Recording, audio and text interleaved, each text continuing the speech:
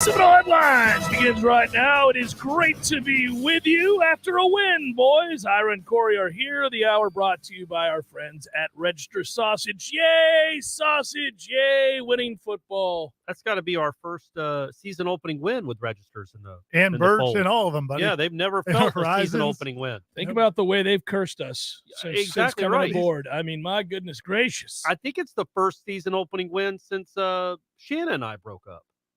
Right? Since we got divorced. That's not true. You guys were still married the last time. When the Ole Miss game? 6 years ago. Hey, the Ole Miss game, you guys were still married? Stephanie, I think we were separated. Let's dive into me and Shannon and I's go through the whole relationship. timeline. But I hadn't met Stephanie yet. Wow. Yeah. Yeah, it felt like you and Shannon were divorced for years before you actually got Let's get back to the game. Let's get back to the game. So this is the first time you and Stephanie are 1-0. Correct. Nice. Shannon and I were 1-0 a bunch of times. a bunch. Yeah. We won championships together. You guys, national titles hanging all around the house. Yeah, we did. Yeah, but at the end of the day, you were both 0-1. Well, it's a marriage game. You're right. Well, she's won and one now. Yeah, she's 1-1 now. I'm still 0-1. We hope it stays that way. That's true. That's true. Really History's an indication. Should we pack up like coolers full of andouille to take to New Orleans? To party with Registers? the fine folks from Louisiana. I mean, they don't have Registers. They've got some other regional, but they are giving. They are giving fans. And I feel like we are going to have a Warchant party on Saturday from 2 to 5 at the Howlin' Wolf in New Orleans. We could have Register sausage there. It's up on the screen. Let's do it. Warchant NOLA meet and greet Saturday, September the 3rd, 2 to 5 p.m. The Howlin' Wolf and the Den. 907 St. Peter Street, if you're wondering where that is, everybody. 907 St. Peter Street. If you're going to be there, we'll be there. It's just a chill meet and greet, hang out, have a few drinks, good eats. Let's talk up the Noles, enjoy the football, all that. That was a shout out to original elite headliner, Sean, who tipped us off as to that being a good spot. Okay. And Tom did the logistics, and we got it to work out, and it's going to be awesome. Yeah, we'll all be out there watching a little of the Georgia game. Georgia will be playing at that time, right? They're playing Dilly. They're playing Dilly and the They'll Ducks. be beating the brakes off of Oregon around that time. Let's hope. Yeah, okay. I'm looking forward to it. But we might have some Register sausage there, but even if we don't, Corey's going to call Ben and say, hey, can you bring us some sausage like he did at the headliners party? Like 25 pounds, 25, 30 pounds. That should be enough, I think. And then we'll just put them in the 3 of our fridges and leave them here and be good to go. Yeah, that's right. Sorry, I didn't make the trip. Yeah. If you want Register sausage, order it at registermeats.com. If you're going to be grilling out for this big game Sunday night, Labor Day weekend, we know you're going to be grilling out. Hell yeah. Everybody's going to be grilling out. So get some Register sausage. If you live in the Southeast, they might have it in your local grocery store. If they don't, peaceful protest, always peaceful. And then if all else fails, order from registermeats.com. Let it be known. You're tired of this nonsense. Well, you're nice until there's a time to not be tired nice. of this nonsense. I mean, here we are entering into September when we get the sausage. Hey, and if they go 2-0, they beat LSU, Ben's got to come up with a promo code. Oh, absolutely. Ben, Put the pressure on you, Ben. I'm usually kind of laid back in terms of demands. Yeah. But I'm going to tell you, Ben, right here, if you're listening, free sausage for everybody if they beat LSU. For a month, for a solid month. Yeah, free sausage for all. Yeah, if they beat LSU. Yeah. I mean, for everybody. I got Unlimited? nervous. I got nervous just saying that out loud, that if they beat LSU, it's free sausage. Not because I'm worried about Ben's bank account or anything like that, just what it would mean to this program. It'd be great to win this game. It would be enormous. And I think, I do think it's going to, I mean, they could do it. Yeah. It's a tall task, but I would allow myself to feel again. The beauty of this game, though, is it is a tall task, but it's not as tall a task as normal when you play LSU, and it's not as tall a task as it was when you scheduled the dumb game. It's just not. They don't. Except, had they kept Ed O, I would have liked our chances big time in this game. I don't know, man. The new system, new scheme, but yeah, it's just not. I actually talked about this on Wake Up Warchant. Like LSU is very, very good at defensive line and wide receiver. By the way, they're not very good anywhere else. So they're unknown in the secondary because they're not unknown. They're all those guys are known. No, I'm saying that they haven't played together a lot of those guys. Well, right, but the one guy from Oklahoma State's played 47 straight games, never made an all-conference team. Right. The guy from Arkansas started 31 games, never made an all-conference team, and I'm talking about honorable mention. So I'm not telling you they're all conference players, but they've played a ton of college football. Yeah, which is good, but not together. And they're not, usually when you roll into LSU, they're going to have two special dudes in the secondary. Correct. They do not. Yeah, that's fair. Yeah, that's what I mean. Okay. I do like how Corey's he was a little bit more concerned about Duquesne then he seems to be concerned about I LSU. don't. He's just straight dismissing no LSU. chance. They got no chance. These guys don't know how to win. Duquesne, Those 2 Duquesne weeks. kids know how to win. That's a program. Yeah, that's a Old program. Schmitty's been there 18 They years. went 7-3. Yeah. They went 7-3 last year. Mm. But LSU, obviously they got some very good talent, but it's almost all unproven except for those 2 spots, defensive line and wide receiver, which are pretty important spots to be really good at. Yeah.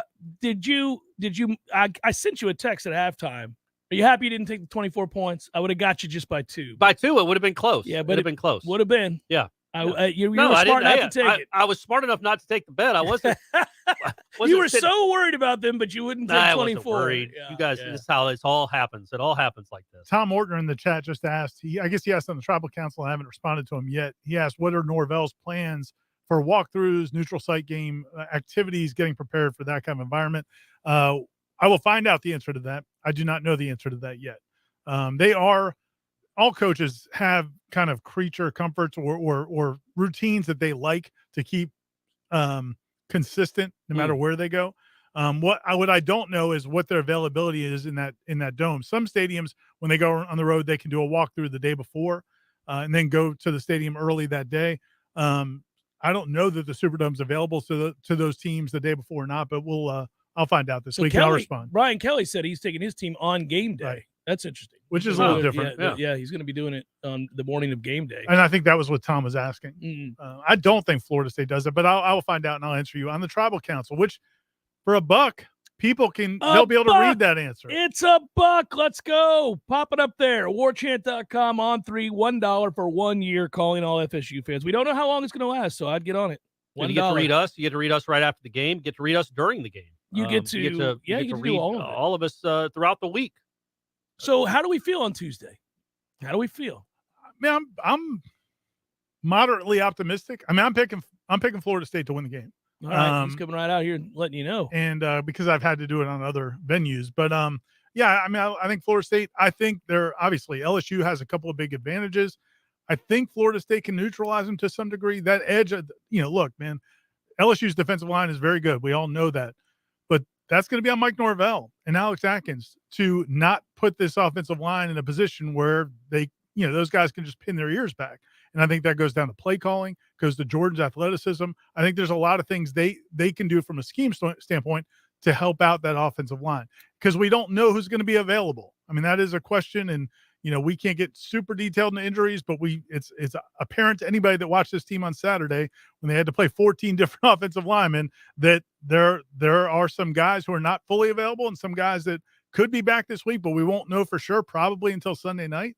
And so I think a lot of this game, a lot of the offensive success is going to rely on their ability to game plan around that defensive front. What gives you hope too, though, is that LSU wasn't good last year. They're 11-12 in their last 23, and I know they have some frontline talent, and they have recruited really well. But I do think it matters when you're used to losing. I just do. I think I think that was one of the jobs and obstacles that Mike Norvell had to take over is get a culture that's not used to winning back to used to winning. And this team is 11-12 in the last 23 games. They were 6-7 last year. And 3 of their wins were like McNeese State and 2 other, Louisiana Monroe and somebody else. Like, I know they're talented, and I know Brian Kelly is a better coach than Orgeron, but it is tough in that first game. And they are not special in that back 7 at all. And when you catch LSU with just some dudes back there instead of first-round picks and All-Americans, you feel lucky. And their pretty darn good running back isn't going to play. And the guy they got from Penn State averaged less than 3 yards a carry. Yeah, the guy they got from Penn State is a bigger back than Emory. Emory is suspended for this football game is who you're referencing to, John Henry. He's suspended, and that goes back to last season, so I think it's a carryover suspension for whatever reason. It has to do with academics. But so he's out. They do have 2 guys they'll rely on in the backfield that are, decent players. The Noah Kane kid you're talking about is a big kid. Yeah. But I mean, last year at Penn State, he had like 108 carries for 300 yards. He was coming. I will say this. I don't know what he is now. He was coming off of an injury. So when you saw him last year, he wasn't the guy that he was when everybody recruited him. He was really well thought of He was down at IMG. He'd moved around. He's been around. He's a talented But player. the point is, they don't have Leonard Fournette back there. Correct. They haven't had. You just catch an LSU at a good time, man. I agree with all that you guys are saying. That now is when you want to play LSU. Yeah. I actually think midseason LSU is going to be a problem for some teams in the SEC. But early on is when you want to catch LSU. I just don't know. Is Florida State equipped to take advantage of what you're talking about? A very experienced secondary, not experienced together, but a bunch of experienced guys. Are they equipped to take advantage of that? I thought that in going back and rewatching again, there were a lot of things Jordan did that I liked. So let's hope he continues to carry over and be decisive in that way. I do think they're going to have to throw. I don't think they're going to run the ball real well against LSU, not early, maybe late, but not early. And so I would think he's going to have to be the star of this game. Jordan Travis, go figure. Your quarterback's got to be a star in a big game. But I think he's going to have to be a star in this game. Throw the football. I'd run him a lot. And I know people get scared to death, but man, when you have the weapon that he is as a runner in big games like this, when you can move the pocket and give him those options, I think you have to do it. And I mean, if he gets dinged up, you like what you have behind him anyway. So you got no real risk. I mean, you can run him, but you got to tell him, look, man, we Please don't need that hurt. Extra yard. I was glad Tom mentioned it yesterday on the Jeff Cameron show, the wildly popular Jeff Cameron show. Yes. That Jordan, you don't need to be down there trying to spring a run. Yeah, don't be blocking for 10 yards. What are we doing? Especially not against LSU. If you want to do it against Duquesne, fine. Do not do that against LSU. I guarantee you, somebody will find you. Somebody will take a shot. Oh, there's no doubt. Well, and I would instruct my guys to take that shot if he's going to be that kind of foolish. Yeah, they watched that on film, and they did. You pointed out right there. Like, if that happens sucker again, comes and does that, earhole him. Yeah. We'll take the penalty. You like where his heart's at. Oh, yeah. You got to be smarter than that, Jordan. You got to get to the sideline. Maybe smarter than you've ever been, given what we saw on Saturday. We're going to need you to always be mindful of that. How was Notre Dame's defense last year? How did they finish the year? Were they thought of as a pretty good defense? I mean, I know he got the head coaching job, so he must have been okay. Yeah, they were a good defense, a better defense. Because, I mean, I was looking at it last year, and I don't remember it playing out like this, but Florida State ran for 263 yards in that game. Yeah. And Jordan Travis had 9. A lot of it in the second half, right? No, I mean Corbin had a 90-yard run in the first half. It was really the only thing they did. Trayshawn had 11 for 74. Toafili averaged 5.5 yards per carry. But a lot of the running yards were in the second. I mean, they had the long not run. really. They had the. You told me that 164 in the first half. What?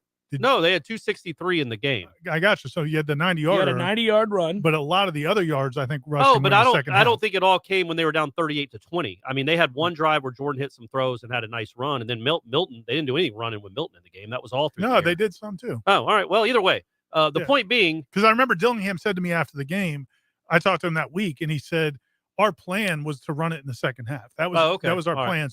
So when McKenzie went in there, we still were going to run it. And he did hit some big throws. But I do think that Jordan's presence is a difference. Even with a team like LSU that's good up front, you are going to be at a disadvantage trying to block that front four.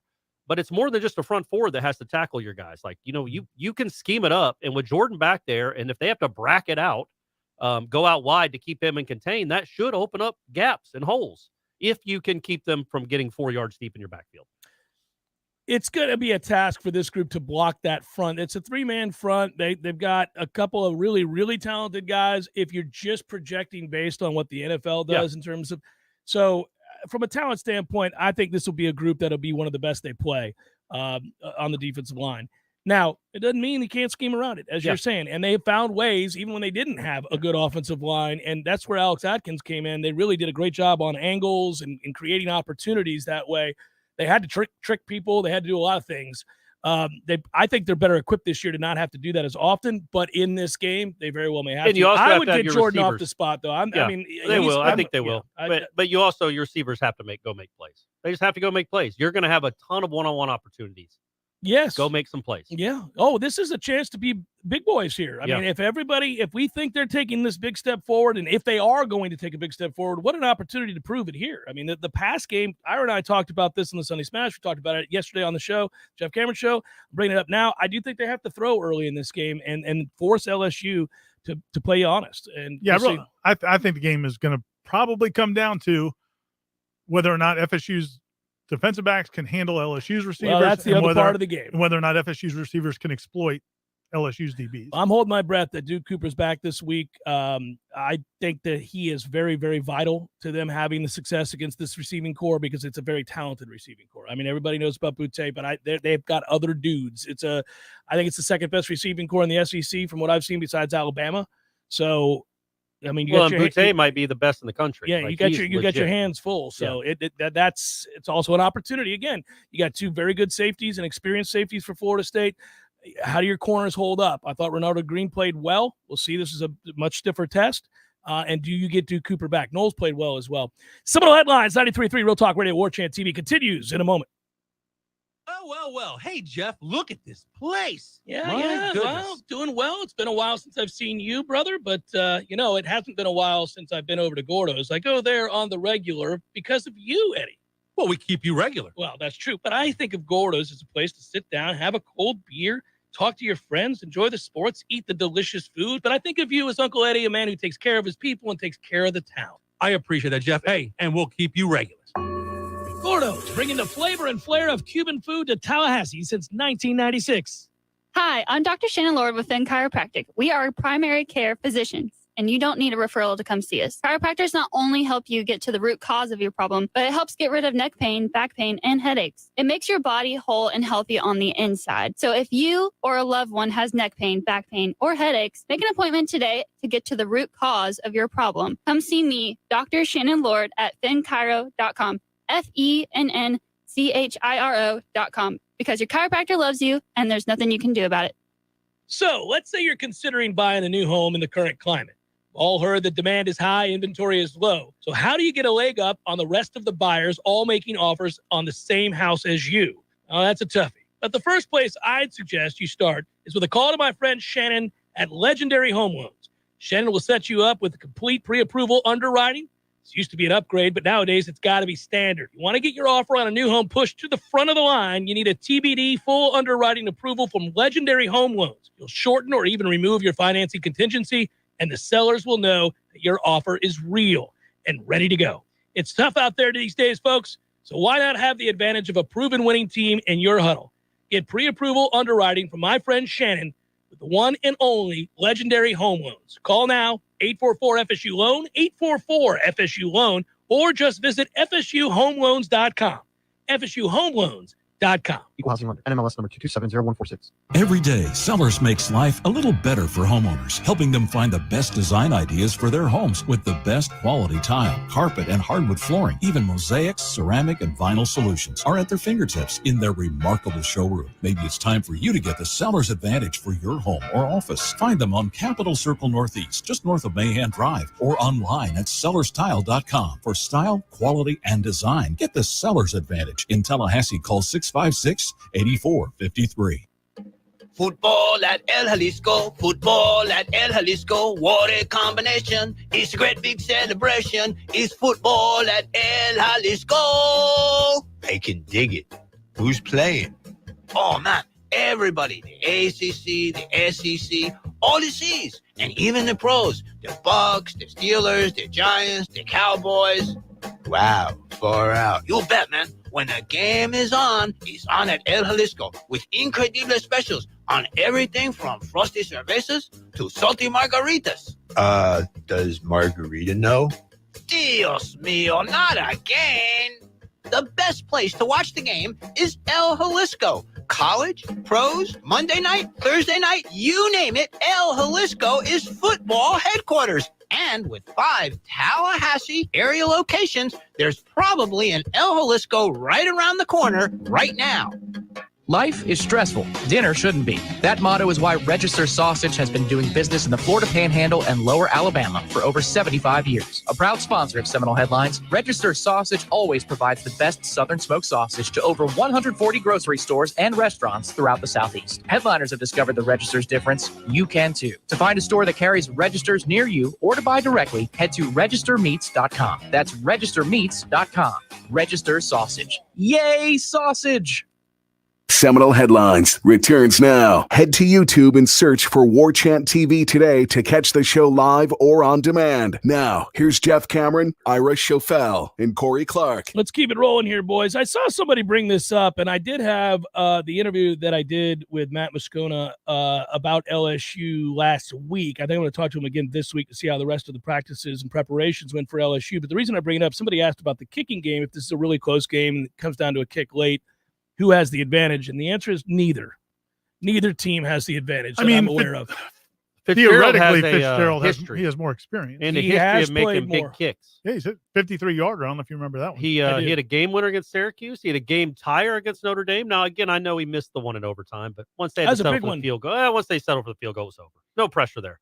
But, yeah, you would think like you'd have a little bit of advantage just because he's done it in games. Plus, this field goal defense, boys, Duquesne's kicker had made all 10 of his field goals last year. Until he pushed that one wide right. Once he saw that field goal defense, it was all. Nobody talks about Papuchis' field goal defense. Or his kick coverage. All we care about is the returns. Yeah, and punt returns, balls hitting the ground, and fair. Kick returns. I say neither has the advantage in that neither has a kicker that anybody would say, oh, I know that guy's going to make this kick. I feel good about this. Like, they don't have any idea if their kicker's going to make the kick. And Florida State people probably be like, maybe. I mean, I'm not saying Fitzgerald's a bad kicker. I'm just not saying he's a good kicker. Right. So we're kind of like, I don't know. It could go either way. You should have the edge at punter, because I think they've got a new punter and Mastromano's experience. That was another dandy. He's experienced with both feet. On Saturday. Oh, I don't want to ever hear that conversation or that talking point again. Well, he is. He can roll out both sides. Yeah. Think about all the time LSU's been in the film room having to worry about this. So I will say that, there's no distinct advantage. It doesn't look like, at least in terms of kicking. I can't imagine anybody, until proven otherwise, is worse at returning kicks than we are. I mean, sweet Jesus. I just want to see they're in the meeting room, right? They're in the special teams meeting room over at LSU, and one of the kids holds up his hand. He's like, Coach, what about when the punter uses the other leg? Yeah, what do I do? And the then? coach just throws his clipboard into the wall. We got nothing for it. We don't know. Who does that? It's too hard. This is too hard. Run away from it. Let it be. The return game was very, very disappointing. Really, the only disappointing aspect, other than the backup QB, was the return game. And I get that some of those punts were unreturnable. Like there were a few that he couldn't have gotten. What can you do? The kid 30-yard line drive. He almost is hitting people in the head. Yeah. I mean, they were just line drives. There were only two that I looked at. I went, you got to make sure your guy doesn't get the ball knocked off him. You can't do that. Like if it means coaching him up better to say, hey, Kevin. He was screaming his ass off. No, but to maybe say, hey, Kevin, you're blocking on these. Like, remember, this kid's only kicking at 28 yards. So have some spatial awareness of where the ball might be and try to get out of the way. There's a good chance you're not going to be blocking for a return. It's all first game stuff. Yeah, first right. game stuff. Get And the Noles have all gotten it out of their system. The kick returns were gross. I didn't like. There was nothing redeeming about those at all. There's nothing justifiable. I want to know without, again, belaboring the point. I do want, because we're at practice. They don't do what they just did in this game at practice. You never see them do that. They don't come out half-stepping and pussyfooting. Well, they're also not going against live tackles. So what? They did it in scrimmages, but we haven't seen that. But I'm saying there's no way in the scrimmages that looked like that. I guarantee it. Because if they did, they would say, just screw it. Yeah, man, it's a true freshman. I mean, that's it is what it is. I'll be curious to see if they stick with him this week or if they look at somebody else. Yeah. I mean, the depth chart didn't change. They sound like they want to stick with him. They sound like, I mean, even Pabucha said that the first one, he didn't think he panicked. He thought, just by what he saw, I guess looking at the all 22, they could see what he was thinking. It looked terrible. I mean, and then the second one, you're not supposed to. He said we don't return those. If they're outside the number, don't return them. But he's a freshman. It's 33-7. He's like, all right, I got a chance to make a play. I'm just saying, freshman, first time doing it. I mean, but I will say this: we are not giving this group the benefit of the doubt. No, I agree. That's what I mean. I'm not giving the staff the benefit of the doubt. I'm saying I'll give Sam a call. I'm not attacking Sam. I'm attacking the coaches. Yeah. What the hell are we doing? Still doing this? Still? I mean, you're right to point out it's a freshman. They should know that too. Like maybe we shouldn't put him out there. Maybe. It's but if you think he's your best guy and you want to see him do it against LSU, you have to get him out there for the first game. So now you're back to the. But now I don't know what you do. I don't know. You fair catch it. Yeah. Well, we'll see. They're gonna have to be better there because I do think that if you're going to win this game, it's going to be a close game. Maybe LSU doesn't kick. Maybe they only get the one kickoff the whole game. It seems like you only be worried about it. You don't have to worry about returning kicks. Seems likely. So they're not going to announce the starting quarterback. I'm not overly concerned with it. I would assume that it's going to be Jayden Daniels, all right? Yeah, and I thought Norvell's answer today was good. You don't usually hear, I mean, I guess you hear him say, but it was just the way Norvell was like, look, we were going to prepare for both of those quarterbacks either way. It wasn't like if he announced one, we would have been like, all right, now we just got this game plan. They were going to prepare either way. And I think they're both pretty athletic. I mean, the Newsmeyer, I think, is pretty athletic too. So it's not like the scheme will be completely, it's not like you have a statue in Charlie Ward. I mean, there are some similarities. Yeah, it's not polar opposite. I would guess that they have question marks on their offensive line, so I would think that they're going to Jayden Daniels. Yeah, play Jayden Daniels. I mean, both offensive lines have some questions about whether or not they can block these defensive lines. Yeah. So I think you come into the game wanting a very mobile Yeah, I quarterback. think LSU, I looked it up. I think they have 18 total starts at LSU on the offensive line total. One kid has 9, and then 2 other guys have 4 and 5. Well, the Dellinger kid was a tackle, and yeah, they moved him to center. But even at tackle, he started 3 times. Right. So he's got experience, but as a tackle. And then the Frazier kid, who's one of their guards, I think, came from FIU. And Florida State wanted him. Right. He was a good player at FIU. He was like a second team. Right. Kind of like Devontae Love Taylor. Yeah, he's a Devontae Love Taylor kind of guy. I mean, from that same school. And Will Campbell's the big recruit at left tackle. And that's in a matchup that I'm really excited about because true freshmen, even if they're really talented, this is a big stage, first game. Yeah. This could be a great advantage for Florida State. Yeah, even if they turn out to be Outland Trophy winners, right. It's hard as a true freshman to play offensive line in general, but certainly offensive tackle. Yeah. And so, that again, to me, that's a situation where Florida State has a sizable advantage, and they have to make it pay. They have to those positions where Florida State does have an advantage. I think there's some positions where it's going to be pretty even. There's a couple of positions we've covered it where LSU is going to have an advantage. When Florida State has an advantage, and that's one they should have, your defensive line against that offensive line. They have to dominate. I mean, every snap they have to dominate, make life miserable for whoever is back there, running backs or the quarterback. I was inclined when the game was announced, and I've stayed this way. I have one scenario where I think it could go the other way, but I took the under from the get-go. 51, 52 points, somewhere in there on the total. I took the under because of what you're describing. I don't think that either one of these quarterbacks are going to be very comfortable, and I don't think either one of these offensive lines are going to have their way with the defensive line. So I suspect that first half is going to be a whole lot of guys trying to make plays on the move, quarterbacks that is, having to make plays on the move. And then, adjustments occur in game. We'll see what happens and what the coaches do to try to help out these quarterbacks, because I don't think either offensive line is just going to line up and run straight ahead. As much as I'd like to see it, I doubt very seriously it's going to happen, because I think Florida State has to run more between the tackles and less outside zone in this game. And because I don't think you're going to be able to stop penetration on the inside there with, all this stuff that Rodney Hill did at the end of the game. I don't think that's going to happen in this game. I'd be surprised. If it happened. But if you can get your running backs on the perimeter, I don't think LSU, I think LSU's linebackers are kind of pedestrian for LSU. For LSU, they're kind of pedestrian. There's no superstar there. There's guys that have just been kind of okay. Yeah. The Ojolari kid or whatever, the Jack, he's, yeah, but can he run with Trayshawn Ward out in the flat? Like, that's what I'm saying. Like, you can try to find a mismatch. That only works if you're stopping penetration. Yeah. And I'm talking about more like swing passes and stuff. Oh, okay, yeah. How about some bubbles? Maybe a little bubble action. A little quick game, action. little quick screen action. That's what I'm talking about. It's like trying to get them outside. And I'm not talking about toss sweeps. I'm talking about like screen passes where you can maybe take advantage of some things. Because I do think the one thing, if you can learn anything from Duquesne, and maybe you can't, is on the positive, is I think the running backs are good. Like, I think that's a nice We thought trio. that going in, though. I don't think any differently. I feel very good about them. I think Toafili's better than he's ever been. Yeah, I think Trayshawn Ward looked as good as he ever is. But again, it's Duquesne. Let's see him, and let's see Trey Benson shrug off tackles from LSU and not Duquesne. Right. But I liked what I saw from all three of them. I thought they ran hard, and I think they're all pretty dynamic, or can be. That is one area where, look, man, there's going to be a regression to the mean. You're not going to have as many yards after contact in this game. Probably not. Those are grown men on the other side. So you're not going to see guys just shedding 4 tackles on the way to an 8-yard gain. At various points in the game, you saw what made those 3 backs in particular pretty special, though. That was exciting, because I do think there'll be the strength of the team in a lot of ways, especially in games against middling teams in the ACC where you can dictate terms on the ground, because Vincent, to me, is going to be a star. Ward is great. I mean, he's looked very, very good in camp. He looked very, very good here. He's running hard. I think they push each other. I think you see that. I like that aspect of it. And Toafili's gotten bigger. He's got more of the wiggle than any of those guys do.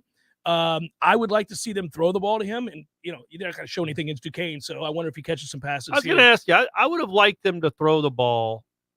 And look, Johnny got hurt after one catch, but I know Deuce caught 3 passes. I would have thrown to him 3 or 4 more times. I would have loved to, and it's not their fault, but it was a bummer that Johnny Wilson didn't get 4 more opportunities just to get comfortable in this life, because he's going to be a big part of this offense, and so is Deuce Spann, I think. And it's hard to go from.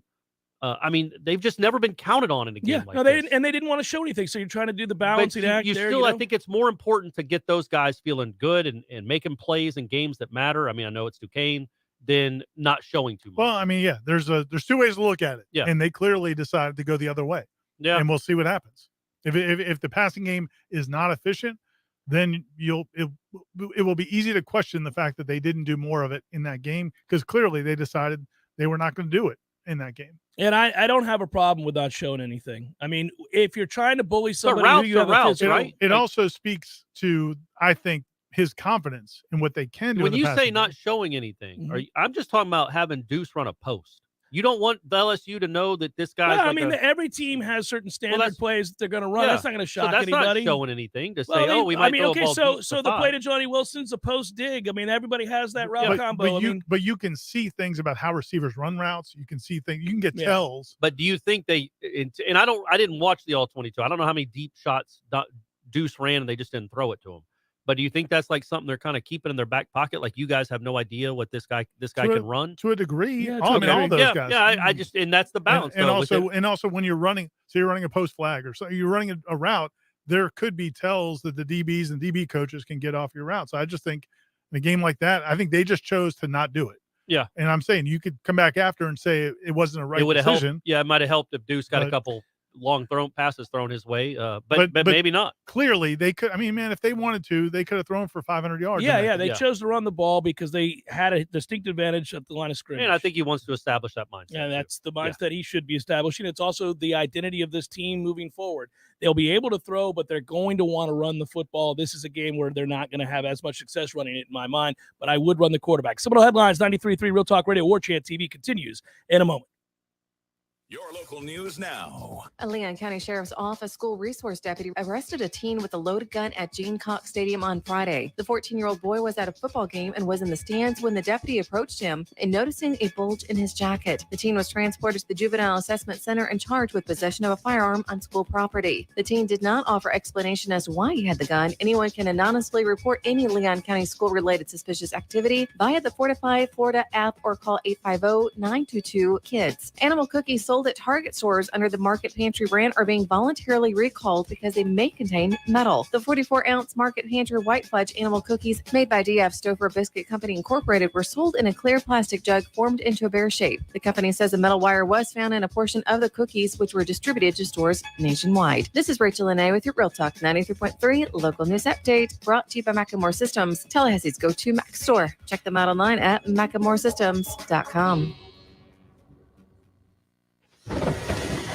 This is meteorologist Paul Trombley with your Real Talk 93.3 weather update. Chance for scattered thunderstorms this afternoon. Otherwise, sunshine mixed with clouds at times. Daytime highs approaching 90. Winds out of the east, 5 to 10 miles per hour. Chance for scattered thunderstorms again tonight. Lows around 74, partly cloudy. A mix of clouds and sun tomorrow. Scattered thunderstorms likely. Daytime highs approaching 91. This report is brought to you by The Lawn Johns. For all your landscaping and lawn care needs, visit thelawnjohns.com. Right now, 91. Physical stress on our bodies can take its toll as the years go by. Whether you're looking to get back into an old sport or just want to spend more time outdoors to explore all life has to offer in our beautiful city, the dedicated team at TOC is here for you every step of the way. You can trust TOC for all your orthopedic needs. And now, scheduling an appointment has never been easier. Just visit teamtoc.com and click schedule online. That's teamtoc.com. Life is stressful. Dinner shouldn't be. That motto is why Register Sausage has been doing business in the Florida Panhandle and Lower Alabama for over 75 years. A proud sponsor of Seminole Headlines, Register Sausage always provides the best Southern smoked sausage to over 140 grocery stores and restaurants throughout the Southeast. Headliners have discovered the Register's difference. You can too. To find a store that carries Registers near you or to buy directly, head to registermeats.com. That's registermeats.com. Register Sausage. Yay, sausage! Here's what you missed on the Greg Piss Show. Chattanooga, Tennessee. Pastor Tabner was alone with a female church employee. She in a towel and he in his boxers. The charismatic 41-year-old Hurley explained the two of them had been making chili and gotten food on their clothes. With the hot dogs that they were making, we are hoping that the pastor used the right condiments. I think there was at least one hot dog involved. I don't know what you're talking about. We were just making chili dogs. The Greg Piss Show, Monday through Friday, 6 to 9 a.m., only on Real Talk 93.3. Seminole Headlines returns now. Head to YouTube and search for Warchant TV today to catch the show live or on demand. Now, here's Jeff Cameron, Ira Schofel, and Corey Clark. All right, at some point, I knew this would come back, and I get excited about it. We got to read, boys. Sorry, I've got to read, and then we'll get into answering some questions. Why don't you scour the chat while I do this read for us? I don't do that. I got a good topic. I'll scour, but I also got a good topic after this. Winning season has officially returned, and with NFL preseason live, there are plenty of opportunities to win at MyBookie. Whether you're a seasoned bettor or a first-timer, MyBookie gets you the most for your money with a double deposit bonus up to $1,000. All you got to do is sign up, use promo code WARCHANT on your first deposit, and you'll instantly double your money with MyBookie. It's simple. A $250 deposit puts $500 in your bank account. We're about to go and gamble. Are we allowed? Are employees allowed to do it? I'll double check. We're not asking for forgiveness.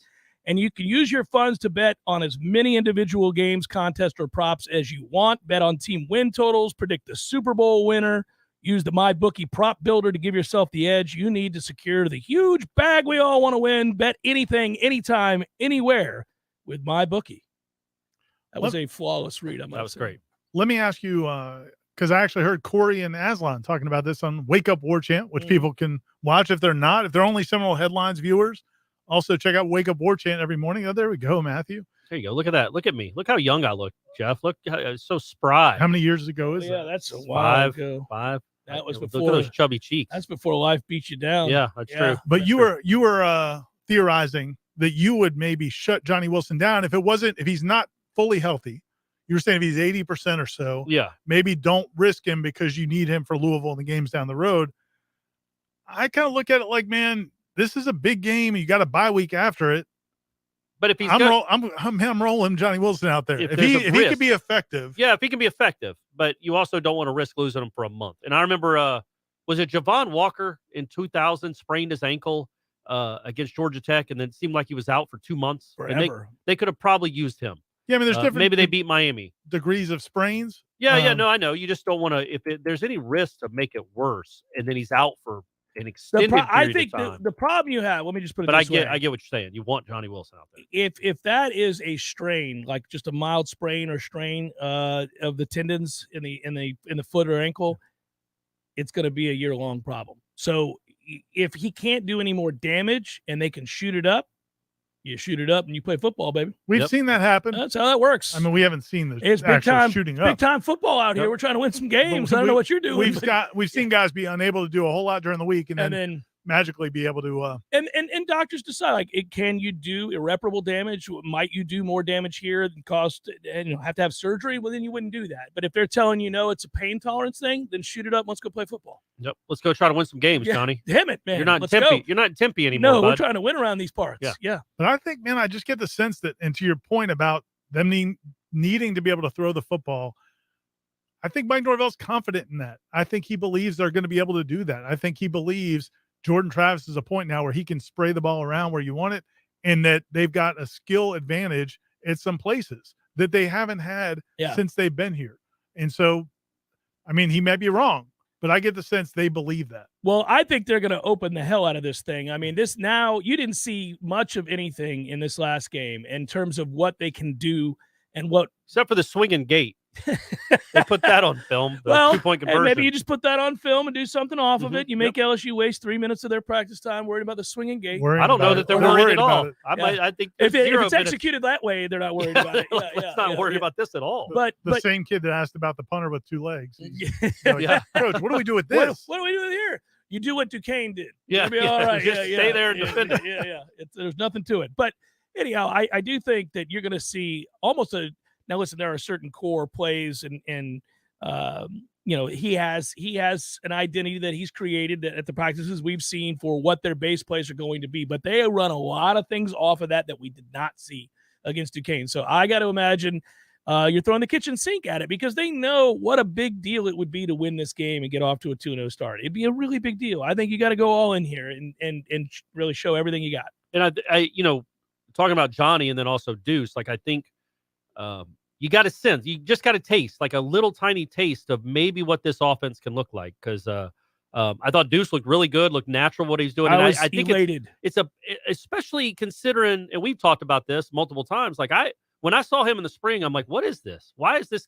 I mean, I know he's fast and tall, but he has no chance. Like it was a 2-year project. they would throw jump balls to him essentially, like in one-on-ones, and it looked like he had never tried to catch a pass before. Yeah. Like he just couldn't judge the ball in the air, dropping things. Now he looks like, he's not Rashad Green, but he looks so much more polished. And you wonder, well, what's that going to look like 5 weeks from now, or 10 weeks from now, or next year? The advancements he's made in a short period of time are wondrous, and I continue to get excited because So it if he's a changes thing, what the receiving right, core can be. But if he's a thing and Johnny's a thing, well, now you got some things. Yes. Yeah. You can put that on a T-shirt. Now you if got you're he's a a thing and he's a thing, then we we've got some things. Yeah. I like I'm that just saying, t-shirt. man. Johnny's. We don't know though yet. I mean, we certainly know that their floor has been raised. Yes. There's no doubt about that. And whether they have a great game here or not, we know the floor has been raised. How good can they be? Well, now you get a taste. Now you're going to get a good look at it here. I think that obviously LSU's defense, especially up front, can cause some problems for you. We'll see. Even though the secondary isn't going to be the strength of this LSU team, they're still going to be worlds better than Duquesne. So let's see if they have some advantages there. And then the subsequent weeks, obviously, you're going to know because you're going to be playing a lot better defenses. So this is an exciting time for these receivers to prove themselves. This is a game where, again, Jordan Travis can prove that he has taken a huge step forward. Obviously, if they go out and the offense doesn't move, we had questions about it before the season began. Would this offense take the big step forward that they'd have to in order to get to the 8-win plateau that we're talking about? If they don't, we're all going to go back to square one, wondering just how much better they are. We know they're better, but how much better? I asked Ira today. I wanted to get your thoughts on this, Jeff, because you weren't at practice. We're out there grinding. I wouldn't have practice today. No, Yeah, I was dealing with a plumbing problem. Busy guy. Well, you've had a rough couple of days. Yeah, I was there going at to the say, house. don't pick at me here, man. I've had a couple times. This is where we lift him up. I'm sorry. He's our brother. You're right. Yeah. I've been a little frustrated. Those footprints in the sand. Yeah, that's when we carried you. That's all right. I'm ready. Yeah. But do you think is in a weird way, Rodemaker looking like he looked on Saturday?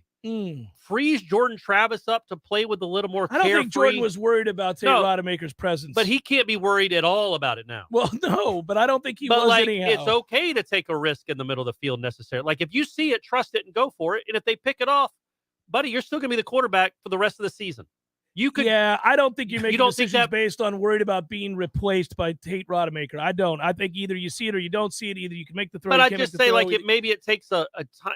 I don't know. No, maybe burden. It could free This is not no the same burden. as McKenzie Milton. All right. No. I know he wasn't feeling pressure from Tate necessarily. He knew he was the unquestioned starter, but he knows he can still have a game. No, but I do think that's part of this whole thing, this whole offseason. Yeah, you're the guy. Yeah. You're the guy. And that is clear. And maybe you didn't realize just how much you are the guy, but you do now. If you were watching from the sidelines on Saturday, you do now realize. But the other part of his question was, does he feel any pressure that, man, nothing could happen to me because we're in deep trouble if something happens to me? I don't think you can play football that way at all. And look, that may be the reality, but you don't spend any time thinking about that. Nobody goes onto the field thinking about they're going to get hurt. Can we put in requests for tough love, Cameron? Can we who do you want me to yell at? Tate? And I don't know. And it's different because I'm not I'm not demanding. I'm not saying that the defensive line's done anything to warrant criticism. Oh, you're going from Rodemaker to the D line. Tough love, motivation. They were indifferent a little bit. They didn't look. I didn't think they looked dominant for the most part. And this is a game, man. those guys have to dominate. I think, though, in fairness, I think they suffered from the eye in the sky doesn't lie. I think they had the film review and went, these guys can't move the ball. Sure. And if you look at the yards per play metric or anything else, they totally dominated. Yeah. It's just that what you're talking about, you didn't see guys getting, Just bent over thrown backwards into the backfield. Yeah, I think they did what they knew they needed to do and dominated the game. They would have had a shutout. It doesn't if sound like Tate you're does- getting tough love. No, but I'm saying Cameron. if now let's see how they play this week because he's right. I mean, if Tate doesn't throw the pick, that they're gonna pitch a shutout. It's hard to bitch but he about did. that. You still can get a stop, guys. Well, I mean, come on, AZ. come on, Come on, Shaheem. Why you going behind the I'm receiver just to saying, go make a play? I'm saying, my man, they got a shutout. They played good enough defense that they would have had a shutout if he doesn't throw the pick. At the end of the day, they know it's a different animal here. Even if LSU's offensive line is not their strength, it's a whole different ball There's game. still talent. Yeah, There's they're still gonna guys rise. that'll play in the Yeah, league. yes. Eventually, at some point, some of them will. A lot of questions in the chat about Winston Wright because some people in the media tweeted videos, I guess, of Winston Wright catching some kickoffs before practice. I mean, look, we've been talking about it for a couple of weeks, really since the camp started. Winston Wright, I think, is ahead of schedule, and I was hearing that during the summer. But he was ahead of schedule. Agreed, but what does it mean? Does it mean he comes back week 5? Does it mean he comes back week 2? That's what we don't know. Yeah. We do not think it's going to be week 2. And again, we can't speak definitively on injuries. We don't know. But he has been ahead of schedule. If he does something during team drills, you're going to hear about it. And that's what I would tell you. When you hear us asking Mike Norvell, and Mike Norvell talks about what he does in team drills, then you can get excited that it's not too far away. But he's getting a lot better. Getting but, no closer, doubt. man. He's getting closer and closer. I would be very surprised. Can I just say I would be surprised if he's not playing by the end of this? No, not the end of this month. Are we still in August? I mean, who knows, man? Unfortunately, It's we are. impossible. It's just impossible to know because we don't know what the steps of the process No, it's not are. impossible for me to It's know. impossible. I know. I've watched guys impossible. rehab my whole life, Yeah. Jeff. Mm. I know So what it what looks like. percentage is he at? I'm going to say 69. Oh, 69. Nice. Good number. Nice. 70. Okay. 69, Yeah. 70. Yeah. He could play if you need him. If but you don't you need him. add to it a pinch. What about his lateral movement? Have you gauged that yet? Haven't. Because I've seen the what streak percentage knees. flexibility? Well, his flexion, I would say, is about 80 to 85. But to be an elite receiver, you need to be right at 100. So we need to get that up a little bit. So we're still a few weeks away. I'm going to say a few weeks away. But it's game time. It might be a game time decision. Oh, well, it'd be nice if he could play. I don't think he's playing this weekend, just a guess on my part here. But, again, it speaks to the second half of the season. What we said, if Florida State's going to get to 8-4 or 9-3, it's out in the ether. It's out there. Okay, throw it out there. I mean, they need to be 4-1. I mean, like 4-1 kind of has to happen. Yeah, either You is this can't game or lose- the Louisville game. Yeah, you can't lose both. both of them. So if you can get through this stretch 4-1, and then you bring in back Winston Wright at some point. Oh, now we're cooking with gas, guys. I mean, Here look. we go. What did y'all think of Pittman? I thought he was fine. Fine, right? Yeah, fine. But not special. I don't know what you were wanting in this game, buddy. They didn't throw it a lot. I didn't like him getting tackled by the first guy that got near him on 3 of the 4 catches. I don't think that he's preternaturally great. So I think he's a better player than you had before. Yeah. And so he's an above replacement player. And the level reason I player bring for it you. up- But I mean, he's a nice upgrade to what you had, but I don't think he's a huge But difference because I maker. think if Winston Wright is healthy, he's an upgrade over Micah Pittman. Yes. And they played the same Well, type of Winston position. Wright's proven it. Yeah, that's what I'm saying. And so that's why it's important. Micah Pittman's a fine college football player. Look, if Winston Wright comes back and you have Micah Pittman and you have Those Johnny two Wilson guys and you outside. have Dewspan, Yeah. I mean, think about all that you've done to upgrade your receiving core. And I still wouldn't say it's an elite receiving core. No, I mean, oh. but they've come a long way. Yeah, but I'm not expecting at any point, not this early especially, that I'm going to go into a game and Micah Pittman's going to have 6 catches for $105 and a touchdown. I mean, he may have a game like that, but I don't go into games. I mean, he could definitely do that. It's probably a I'm not first saying down. he couldn't, but he's not. They're going to spread the ball around Yeah. to those guys. He's not so unique that you got to force the ball to Micah Pittman. Yeah, but if you can get matchups of him on a safety or him on a linebacker, I mean, you're going to make some. But that's with anybody that is a starting Right. level He's- college wide Yeah, receiver. I don't think he's a guy that No. he can be your number one No. receiver. Oh, no. But I think in the spring when people heard us talk, it was like Micah Pittman's the best receiver they got. He was the Micah most Pittman- consistent for he a was, long time. But I think we thought, okay, he's their game changer, he's their playmaker. Uh, Now I think it's the 2 dudes out wide, and he could be a very nice compliment to them. But that's how far along I've come on both those guys with Span and Johnny Wilson. I guess we could throw Portier and McClain in there too, but I think those guys are the guys that could be potential NFL guys. And Micah Pittman is a nice complement in the middle of the field in the slot to do two dudes that are going to demand attention out wide, potentially. And there's one other guy that we never talked about because he's been in and out of action is Darian Williamson. I mean, He he's had one another catch guy. for 10 yards, He's right? but he's a talented kid. He made man. a catch today, man. It was Yeah. one-on-ones, but he is a talented kid. Basically, I'd love for him to take a big step forward because he looks it and, Yeah. if I he mean, can get out there. the play Corey's talking about, I mean, the ball's a little bit underthrown, man. It's acrobatic, goes up and gets it. I mean, I like him. I like his physical, what he is. I go see him do it in a game, Yeah. right? I mean, all these guys are big, let's see you do it in a game guys. Yep. There are some receivers in this group, and we're not going to name names, that you just look at and you're like, well, that's just not – it's never going to play. But this is a group of 4 or 5 guys where you think, okay, what is their ceiling? We don't know that yet. We do know it's way above what the ceiling's been here for a long time. There's no doubt about that. But we knew that before they played Duquesne. Right. So it's But just that's what now you've got to show it against LSU. You got to show it on the road against Louisville. You got to show it against teams that are a hell of a lot better than this group that we just played. So how about my man at Duquesne too? Like, you talk about keeping it simple and vanilla. It's time That to dude, go. he It's time wanted to his go. check and let's get out of Tallahassee. Like, he didn't. He That's punted. smart. They had 4th and 1 at midfield with 5 minutes to go in the game, down by 40, and my man punted. It's like, I don't want to. We're not calling any more plays. We don't have to. Let's punt. I appreciated him. I did too. He knew what the deal was. The only thing I didn't like I'm about still I pissed was about torn. the Jacksonville State coach. Why don't you do what he's Why doing? did you try to win? I'm torn though because on the one hand, like I'm sitting there and the clock's going so fast. I'm like, man, this guy's shortening I'd this like game. some reps. I want to see more out of Yeah. this team. Yeah. I just looked at it as But get out it's of this less- yeah, game. get out of it with healthy as possible. Yeah, I didn't want any more reps. I didn't want anybody turning an ankle again. He didn't either. Yeah. No, he was smart, though. He knew they couldn't block him, so he got the quarterback to throw the ball quickly on any pass. You didn't see any prolonged patting to the ball. Yeah, no you didn't get any five-step feel drops, for the no- rush, did you? No, you so- couldn't. They didn't. Well, they didn't weren't allow going to it. let you because they knew they couldn't block him. So, I mean, I had people write to me like, well, how do we only have 1 sack? Because they weren't, A, throwing and a lot, and B, when they did, they got it out of that poor kid's He hands caught with the the quickness. snap, looked at one read, and Threw threw it, yeah. I mean, nobody's going to sack. That Alabama guy- wouldn't have gotten a bunch of sacks against that dude. That guy was under no illusions about what they were No. and who they are. They're going to go take on Sacred Heart. Yeah, they got Yeah, something for yeah, Sacred Heart, though. yeah, I think they got some got a little players. something for Sacred Yeah, Heart. they got something They for didn't Sacred have Heart. much on the road in Tallahassee, and they no. knew that. And he was like, guys, I'm going to get you out of here. We're going to get our money, get on the plane. Let's take it back to Pittsburgh. Yeah. It'll be all right. Extra sandwiches for everybody on the plane. What are those sandwiches called? Those gross sandwiches in Pittsburgh? Pierogies. With the fries in yeah, them? yeah. Ugh. I didn't know that. I knew they were famous sandwiches. It was when we went to Pittsburgh for the game. Yeah. and I saw you at the stadium, the Pirates game.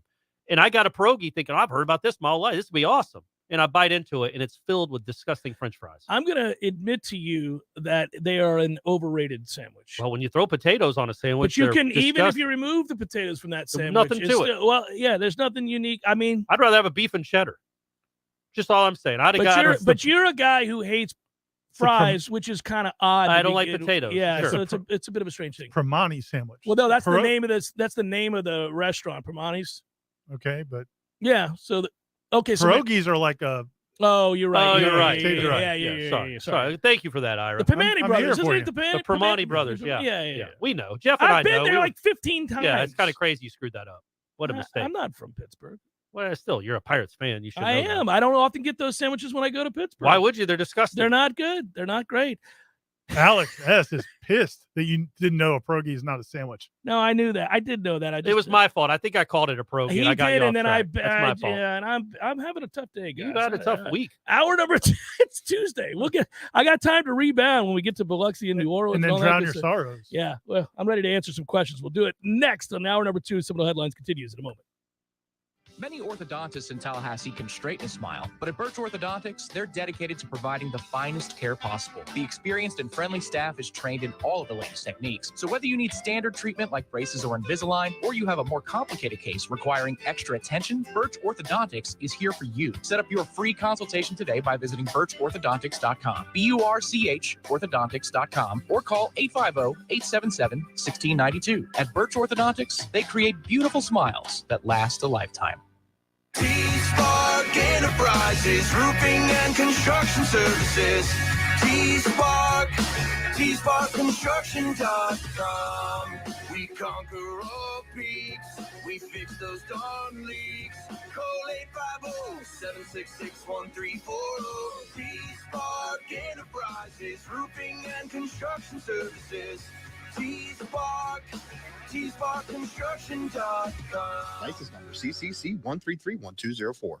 July 9, 1755, near Fort Duquesne, now the city of Pittsburgh, a 23-year-old British officer leads his troops in battle during the French and Indian War. Though fired upon repeatedly, this young lieutenant colonel remains unharmed, to the disbelief of the native warriors. 15 years later, a respected chief sat over a council fire with this same man. As he told all those listening, the Great Spirit protects this man and guides his destiny. He will become the chief of nations, and a people yet unborn will hail him as the founder of a mighty empire. The man was George Washington, who went on to become the commander-in-chief of the Continental Army and the first president of the United States. Celebrating our nation's quest for freedom. Witten Glass on South Monroe. For mirrors, shower enclosures, and window glass, call 222-5781. And Sellers Tile on Capitol Circle Northeast. For tile, carpet, hardwood, and luxury vinyl, call 656-8453. You were always more than my mom. You were my role model, my best friend, and biggest supporter. You filled my days with unconditional love. And you also prepared for the day when you couldn't be here. Because of the woman you were back then, I'm able to be the woman I am now. Your planning made this moment possible. Set your family up for life. Southern Farm Bureau Life Insurance. Your friends for life. This is Andy Cohen. When I was a law enforcement officer, I devoted my life to a career of service and protection. Who's protecting you? Give me a call. 850-671-FARM. That's 671-FARM. Helping you is what we do best. Southern Farm Bureau Life Insurance Company, Jackson, Mississippi. Not licensed to do business in all 50 states. Coming up next, more of the Jeff Cameron Show. Live and local on Real Talk 93.3. WVFD, Greta, Tallahassee. Breaking news this hour from townhall.com. I'm John Scott. Americans are feeling somewhat more optimistic about the economy, at least that's according to a newly released survey. Following 3 straight monthly declines, consumer confidence, as measured by the Conference Board, has rebounded this month. The board's Consumer Confidence Index has risen to 103.2, up from a reading of 95.3 in July. The Business Research Group's Present Situation Index, a measure of consumers' assessment of current business and labor market conditions, also moved higher, rising for the first time since March. Rich Thomason reporting. The number of open jobs in the United States rose in July after 3 months of declines, a sign that employers are still urgently seeking workers despite slowing economic growth and high inflation. The increase will be a disappointment for Federal Reserve officials who are seeking to cool hiring by raising short-term interest rates to try to slow borrowing and spending, which tend to fuel inflation. There were 11.2 million open jobs available on the last day of July. That's nearly 2 jobs on average for every unemployed person. Also at townhall.com, a surge in fighting on Ukraine's southern front lines and a Ukrainian claim of new attacks on Russian positions are fueling speculation that a long-expected counteroffensive to try to turn the tide of the war has started. The latest briefing from the presidency speaks of powerful explosions throughout Monday and into Tuesday morning, and of heavy fighting across Kherson region. Video online shows black plumes of smoke rising above Kherson city. Regional officials said the long-awaited offensive was the beginning of the deoccupation of Kherson region. The BBC's Sasha Slichter. More on these stories at townhall.com. Charlie Dombeck here from Key City Capital. As a practicing CPA for nearly 30 years, I have found that 80% of your ability to grow your wealth is dependent upon 2 factors: taxes and investment performance. At Key City Capital, we improve investment performance by diversifying capital into off-market investment opportunities in passive rental real estate and alternatives like asset-backed lending. We recover dollars that clients unnecessarily pay in the form of income taxes, creating a lifetime annuity of savings. We are a sponsor of passive, affordable single and multifamily residential rental investments, which are located in Sunbelt landlord-friendly states. These investments are the top choices in a rising interest rate and inflationary environment. They represent a store of value, protecting your capital from market volatility. Learn how we at Key City Capital can help you ultimately grow your wealth rapidly. Connect with me at keycitycapital.com or give me a call at 817-912-1569. Well. Hey, Jeff, look at this place. Yeah. Well, doing well. It's been a while since I've seen you, brother, but, it hasn't been a while since I've been over to Gordo's. I go there on the regular because of you, Eddie. Well, we keep you regular. Well, that's true, but I think of Gordo's as a place to sit down, have a cold beer, talk to your friends, enjoy the sports, eat the delicious food. But I think of you as Uncle Eddie, a man who takes care of his people and takes care of the town. I appreciate that, Jeff. Hey, and we'll keep you regular. Gordo's, bringing the flavor and flair of Cuban food to Tallahassee since 1996. Many orthodontists in Tallahassee can straighten a smile, but at Birch Orthodontics, they're dedicated to providing the finest care possible. The experienced and friendly staff is trained in all of the latest techniques. So whether you need standard treatment like braces or Invisalign, or you have a more complicated case requiring extra attention, Birch Orthodontics is here for you. Set up your free consultation today by visiting birchorthodontics.com, BURCH orthodontics.com, or call 850-877-1692. At Birch Orthodontics, they create beautiful smiles that last a lifetime. It's time for Seminole Headlines, featuring Warchant.com's Jeff Cameron, managing editor Ira Schofel, and senior writer Corey Clark. Your weekly dose of all things FSU, pistols, and pies starts right now. Here's Jeff Cameron. Hour number 2, Seminole Headlines and headliner questions forthcoming. Stay with. It'll be a good time as we get through all these. I may have to, maybe not rapid fire, guys, but I'm going to have to go briskly. Twitter was lighten it vibrant. up. I mean, what was going on? People are pumped. People are fired up, man. That big win over Duquesne. People are ready to roll. Birch Orthodontics, that's where it's at. Clark has an appointment next week. Maybe you'll remember. Maybe you'll remember this one. Yeah, I skipped that on the last one. But the braces are doing really well. I've diagnosed he doesn't really need to go right now. Things are going well. But maybe my wife will take him. You've been eyeballing it? I've been looking at it. I saw him this morning. I said, "You look good. Things are good. Teeth kind of looking straighter Teeth and look straighter. great. Yeah. I mean, no problems there. Is it affecting his social life? Not I feel at like all. When we were kids, there was a stigma about braces. Which is goofy because we all had them. I didn't. Most of us I had them, had and you didn't perfect either. teeth, but but yeah. both of you should have. Yeah. No, neither of us needed them. Your crooked ass, man. broken, buddy. sorry I had teeth. teeth falling out left and right. But anyhow, Birch Orthodontics could have helped you back. Yeah, I in the know. day. It would've been great. Yeah. It's definitely where you need to go. I actually got a message from a friend of ours the other day who said he was there at Birch Orthodontics with his, or I think his wife was there with their kid, and that somebody started, Dr. Birch or somebody started blaring the war chant in the office, and Dr. Birch is doing the chop in the office. Oh, it must have been like game week. It must have been Friday or something. Yeah. You're not going to get that at any other orthos. Exactly. In the world. I wouldn't think. She's a Nole, and she does a great job. Best in the business. BirchOrthodontics.com is the website. They have free consultations. They do payment plans, all the latest techniques to get your smile right. You, your kids, your grandparents, we've talked about it. There's no age limit on good teeth. So check them out at Birch Orthodontics. Hopefully she'll be in New Orleans. So doing it big. Yeah, I want to get to this question because I skipped over it before. I guess Gio Noles says, "Hey guys, I just joined for $1. I would love to know if I gave you a choice of a starting wide receiver group of Pittman, Wilson, Spann, or Rudolph, Whitfield, Auden Tate, who you would choose." So real quick here, though, during the break, we saw Tom Lang infiltrating the StreamYard. He snuck in. I could see him in the background. The fans can't see it, but we saw him sneaking in. And I'm like, what's Tom Lang doing in headlines? Was he Gio Noel? He was typing up this question from the Tribal Council. He is I okay. had pulled it up on my phone. I was going to bring it up later. Tom Lang's already. You can't get anything past Tom Lang. He must be bored. He's just trying to do the right thing. I think he's trying to do the right thing. People on the boards. I never look at the boards. So man, Travis Rudolph was a pretty good college receiver. So was Auden Tate. I think right now I would probably say that second group with Rudolph, Whitfield, and Auden Tate just because they're more proven. They're more known. But ask me again in November. So Auden Tate also had the disadvantage of not playing with great quarterbacks. Yeah, and it took Tate a while to kind of figure it out. When he finally did, he became a very good player. Touchdown maker, man. Yeah. So caught some big ones. I think I'm going to lean towards the latter as well. Are we where this receiving core, the first group, is today, or where they met? That's what he said. He wants to see. I'll ask me again in November, and we might have a different answer. That's fair. I like it. All right, now I want to do this because I get yelled at all the time. So I'm going to give you 5 quick ones from Twitter. Then we're going to go 5 Facebook quick ones. Ready? Right. Yeah. Here we go. We'll start with this one. Joshua writes, last time we started the season against a team from Pittsburgh, we all know how that ended. Should we just start making reservations for the playoffs now? Yes. Okay. Charlton writes, did Chubba win the starting job? When is the first selection show?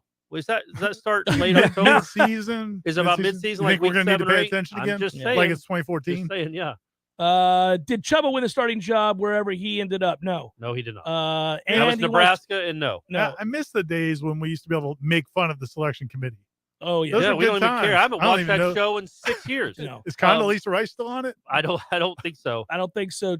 He also wanted to know, Corey, if we end up with a victory over LSU, can we get an hour number 2 from you? No. Come on, It's a team that's 11-12 in the last What 23. what if they are 3-0? Yeah, I think that warrants it. When was the last time they started 3-0? I'm saying if we're 15? 3-0. You gotta win on the road against LSU, a win on the road against Louisville. Yeah. I Okay. think that warrants There it. it is, guys. Let's get it done, Let's Norvell. get it done, baby. Brandon writes, where is Travis J nowadays? We went from starting corner to no longer mentioned ever. Yeah, I mean, he's practicing. He's out there. I was going to say Anthony Grant, former Nole running back of the Willie Taggart era, started at Nebraska as the running back and had 100 yards. Good It's for good to him. see him back out there Yeah. doing some things. How do you guys see the trenches battle shaking out on both sides, and do you think that advantage decides the game? Usually that's the route I take in kind of analyzing. Well, it's the first thing I look at. I don't think either offensive line is going to have great success blocking the other's defensive line. Let's just put it that way. Yeah, and I think it's going to come down to which coaching staff does a better job of managing that issue and not letting it ruining their entire offense. Oh, this is interesting. Jeff wants to know. I agree with you, Ira. Gents, if the over-under for deuce span pass attempts this season is 1, which side would you take? I'm taking the over. Oh, him throwing the ball? Yeah. Who knows? I mean, yeah, anytime you have a former quarterback, but it's funny. There's so many times they've had guys like that, and you assume it's going to happen, and then it never really happens. Jakai Douglas was a high school quarterback. Yeah. I mean, But he's there's only Green. 3 feet Wasn't tall. Christian It's Green? tougher to throw in Christian college Green. at that height. And remember when we were Jimbo would always have Greg Reed running the Wildcat and throwing out of it, Yeah. but they would never do it in games. never Well, we did see Deuce take about 18 to 20 snaps today in the shotgun, just kind of scanning At the field. quarterback, just throwing Yeah. it around the lot a little bit. Yeah. Yeah. So, hey, man, the LSU people listen to this, right? We try to throw them off the scent a little bit. John writes, do you think Tate would have played better if Creed's with arms wide open had begun to start the fourth quarter? Iron sharpens iron is the hashtag there. I don't think anybody's playing better with that. They still doing they still did the Burt. They still did Smoking the Bandit. So that's the thing. It's just what it is. No, that's what they're going to do. All right. That's fine. All right. If Jayden Daniels has a game on par with his performance last year, 10 TDs, 10 interceptions, say 2 TDs and 2 interceptions, FSU will win the game, right? That's from Thomas. That's also a I Facebook would think question. so. I mean, I think, yeah, I would think so. I don't think LSU is going to score a whole lot with the running game. And I don't think that Jordan Travis is going to throw 2 picks. I mean, I just think he doesn't take enough chances to throw 2 or 3 picks. You'd like knock on wood. And so, yeah, I would say Florida State wins that game. I have no idea. I don't know what to make of I mean, that dude. I do don't you know what to think make of their offense. Let me ask you this. Is LSU going to win if they score 21?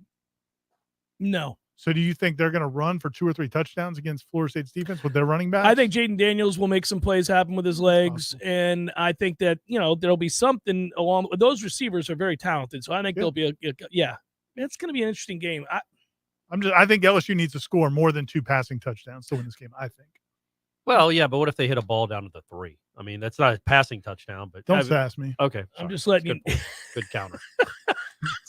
Is it way too early to think with a win this weekend, we are clearly on the road to 8 or more wins, and with a loss, we are staring at 6-6? That's from Sean. Way too early. Elite headliner. That is way too early. I mean, if you look at turn right last around year. and beat Louisville and go 2-1, But I mean, just look at last year. That team, the team that played in early November up until the Florida game was a completely different looking team than the one you saw in September. Like, teams get better, they improve. So it really doesn't portend of anything.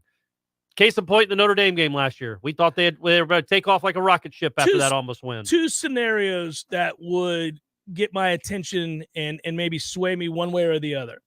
If Florida State were to blow LSU out, sure, I think you could be swayed to believe that, yes, they're well on their way to 8 wins. If they get blown out, sure, I think you could start getting concerned that this is more of an average at best football team that's looking at 6-6. But we have seen the practices, and that would shock me. I do not see this team being a 6-6 team, and I don't see a team that's going to get blown out by I'm LSU. just saying, if either one of those extremes Right. occurred, That's it fair. would be something to kind of you'd be taken aback. Yeah, And if there one are in a good way, and extenuating one- circumstances, like right. 7 If turnovers everybody's or- out, well, I mean, but if well, it goofy depends stuff. on what they are. Yeah. Goofy, right? Now, if Jordan goes out and throws 4 picks, then I mean that's a different kind of a turnover. Well, right? then you throw 18 in there, right? Anyone? You're going to do this all year long, aren't you? Well, I like the kid. I want him to be good. Oh man, sound like it. Marion writes, Corey, sorry about your Dukes. It all makes sense now. You were wanting Tate to play so that Duquesne, a real program whose coach has been there for 37 years, Right. would win. Not this time. Suck it, Corey. Who wrote that? That was from Marion. Well Come done, on, Marion. Come on, don't be like that. Marion Don't did be the like right that. thing because It's on I to called you. your Yeah. ass out on this last week. I was like, stop it. Well, You hey, didn't man, I wanna just hear wanted, any of to it. make sure. I want to make sure we were all focused on the task at hand. We weren't looking ahead. So speaking of which we were just talking about this scenario as being something that could sway you. Garen writes, we roll into New Orleans and put it on the Tigers, just physically manhandle them. What's your prediction for the rest of the season? Well, I'd feel real good about 8 or 9 wins at that point. If we physically manhandle them, I mean, we wouldn't even know what to do. I wouldn't even know how to react. saying it to out that. loud makes me feel weird. I don't Yeah. think Like they just 3rd and 3. You know you're going to pick up a first down. You're just going yeah. to push them forward. Like Yeah. I can't envision that scenario. But yes, I think that changes all of our outlooks if they go and just dominate LSU. I would say, though, I feel more confident in Florida State's ability to win this game, even comfortably, than I do LSU getting a blowout win. That would just shock me. That seems almost inconceivable to me. Oh, this is going to be a freezing cold take. we've got the audio in case it happens. I mean, nobody. We're not wanting it. We don't want it to happen. We don't I want just feel that like to happen. You're testing the gods by saying. I'd be stuff like surprised that. if either blew the other one out. Yeah. I'm not saying It's though. an that- evenly matched. They're evenly matched, man. LSU was 5 and they were 6 and 7 last year. yeah, but you're just going by the record, and I'm not. I'm you going by are. the You keep saying personnel. that. Well, their personnel's better, so I don't think it's that simple. It's not. It's I not just don't think it's that significantly simple. better. They are better than you at 2 position groups. Everywhere else is even. Probably you might have an advantage at certain spots. Their defensive backfield isn't anything special. It just isn't. It's not anything special. I'm not sure ours is. No, anything I don't either. special. That's what I'm saying. It's probably even. I think your running backs are better. The ones they have available. You have better running backs. Mhm. Offensive line, they're probably a little more talented, but I think both offensive lines will struggle. Like it's not like you're looking at this thing going, how are they going to keep this close? This should be a close competitive game. It should be a close game. That's all I mean. I would I agree think with that's that. what we expect. Yeah. We'd all be surprised if Florida State went out there and lost by 4 touchdowns. That just doesn't. Yes, I would be surprised by that. I wouldn't be surprised if Florida State went out and lost 31-17. No. That wouldn't surprise me. I wouldn't be like, oh my God, what happened here? I'd be like, well, okay. I mean, I think Florida State is better than Florida State was last year, and they have a chance to win 7-8 games, which means they're slightly above average football team. So I wouldn't be shocked if an I got a average. question. Do you think this right now in whatever that game's going to be played, September 3rd, this September 3rd LSU team is better than last September's Notre Dame team? Yeah. Because I would say no. I would say no. And Florida State took that team to overtime. Yeah. And they're better. Florida State should be better than they were last year without, It's 11. Just, I hear what you're saying, and But, other but- people are saying that, but the transitive Yeah, property. doesn't and work. the only transitive is that Brian Kelly. I only bring that up because Brian Kelly's the coach. That's why I brought it up, because it's Brian Kelly's team again. And Brian Kelly had a better team last year playing a worse Florida But State team, and it went to overtime. That's all. T-Money Noles writes, good afternoon, gents. I'm really nervous about this weekend. Not sure what to expect. I want to be positive, but I have PTSD from the last 4 years. What are the chances we get blown out, or do you see a close? Okay, we just answered it. All right. Well, no, I don't think there. I mean, there's a chance. Clearly, there's a chance. I don't think it's likely that either team gets blown out. I'll say that. I think your biggest worry is if the receivers just absolutely go off. If you just can't cover Well, them, and that's you're where it could hitting get out on of my hand. grave Yeah. concern. That Is is I a- and that actually is a- think But there's man- a chance that they are going to have a distinct advantage But there. that back to my point, man, that can't happen if your defensive line plays the way it should against a new 5 new starting offensive line where guys have been shuffled to different positions. You've got to dominate that up front, so that can't happen.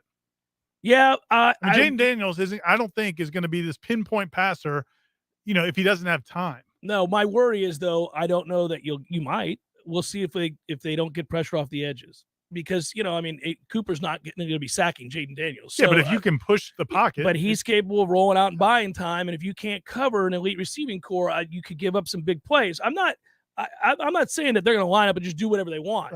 But my fear is that if you can't get pressure off the edge and he's got time and is able to avoid the rush at his feet, like you're talking about with Fabian Lovett and Robert Cooper, then I worry that we can't cover their receivers. And I think that's a warranted worry. I mean, that's a very good receiving core, and we're not sure about Florida State's corners. Yeah. Especially if, knock on wood, Cooper's back. I don't know. If he's back, that changes things, especially if he plays like he did in the second half last season. But it's tough. Let's go back to the Facebook questions as I just went through a bunch of Twitter questions. What's a rushing yard total Sunday that would make you think we could win? Jared asked that question. 175, 200, 225. I think if Florida State rushes for over 125, I think they can win the game. I don't think they can win the game if they get shut down completely running the ball. I'd push it to, I think 175, you feel really good because that gets you probably around 400 yards of total offense. You better throw for over 200. And I'm more worried about the passing yardage, man. We know this team can run the ball. They are going to put up some running yards. That's what I'm saying. They have to be able to move the ball through the air. I think they're going to pass more than the throw. And I'm just saying, unless it gets lopsided, I think they'll be able to do that. If they get to where they cannot run the football, it's a problem. Mookie writes, I better see a ton of beads around Corey's neck walking around NOLA shirtless after this big dub. I might do we might do the Warchant rap with me shirtless, just wearing beads. Going back to this topic though, man. So 3 things have to happen for your passing game to work. You've got to have offensive line has to provide protection. Mm-hmm. Your quarterback has to be good, make good decisions, and your receivers have to make plays. I mean, 2 of those are big question marks for them. That's all I'm saying. It's not they've got one of them, but that's at the end of the play. Yeah, I'm not calling you out. I'm just saying I think they have a distinct advantage at receiver over our defensive backs. Now, if Florida State wins those other 2 descriptors, you mitigate that advantage. But you also, they're going to be, he is just going to throw it up a few times. Yeah. You've got to go make some plays on those balls because those kids definitely will try. Those guys do make plays. I also want to see how much Florida State's defensive line dominates this offensive line. I think that the advantage lies with Florida State's defensive line, but I want to see, are they going to get pressure off the edge or not? If they can't, then you're going to have to bring pressure, and then that changes the way that you call the defense. It'll be fascinating. I do think they'll shut down the run. Mm-hmm. I don't think LSU's going to line up and run the ball on Florida State. What if they Galuli'd Butte and just took him out at the knee before the game, like Saturday? With a literal bar? Yeah. With a little, what did he use? Was it a crowbar? Something kind of like a bar, yes. Yeah, bar, metal. And then, Brian Kelly screaming, why? But if that happens, if Butte wasn't playing. In her accent. Yeah. Because he's good at accents. Yeah. He's great at it. That's what I'll do. If Florida State wins, I'll do the whole Warchant rap in a fake Southern accent. So it was tough on my family. You can't even do I one. can't do it. And I'm from the South. I have a Southern terrible. accent. I can't. Oh, Jason writes, I recently saw Michigan has 8 home games and 4 away games. Didn't know that was possible. Still don't know why the prior administration did everything in their power to schedule games outside of Tallahassee.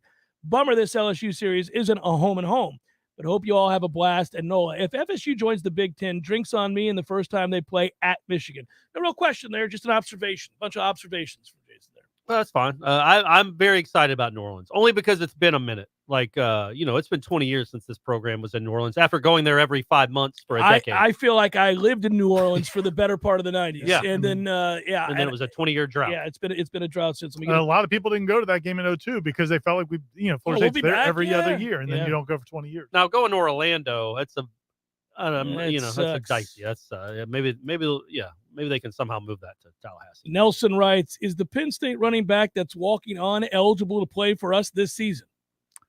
I don't know. We haven't talked to anybody officially about that. It seems unlikely. A guy that has not been through any of the camp or any of the practices, and you have 4 good running backs, that seems unlikely. My guess is he's walking on now, and it would be maybe to come in for the spring. The other part about that question that I like is that he finishes it off with, can he be a backup quarterback?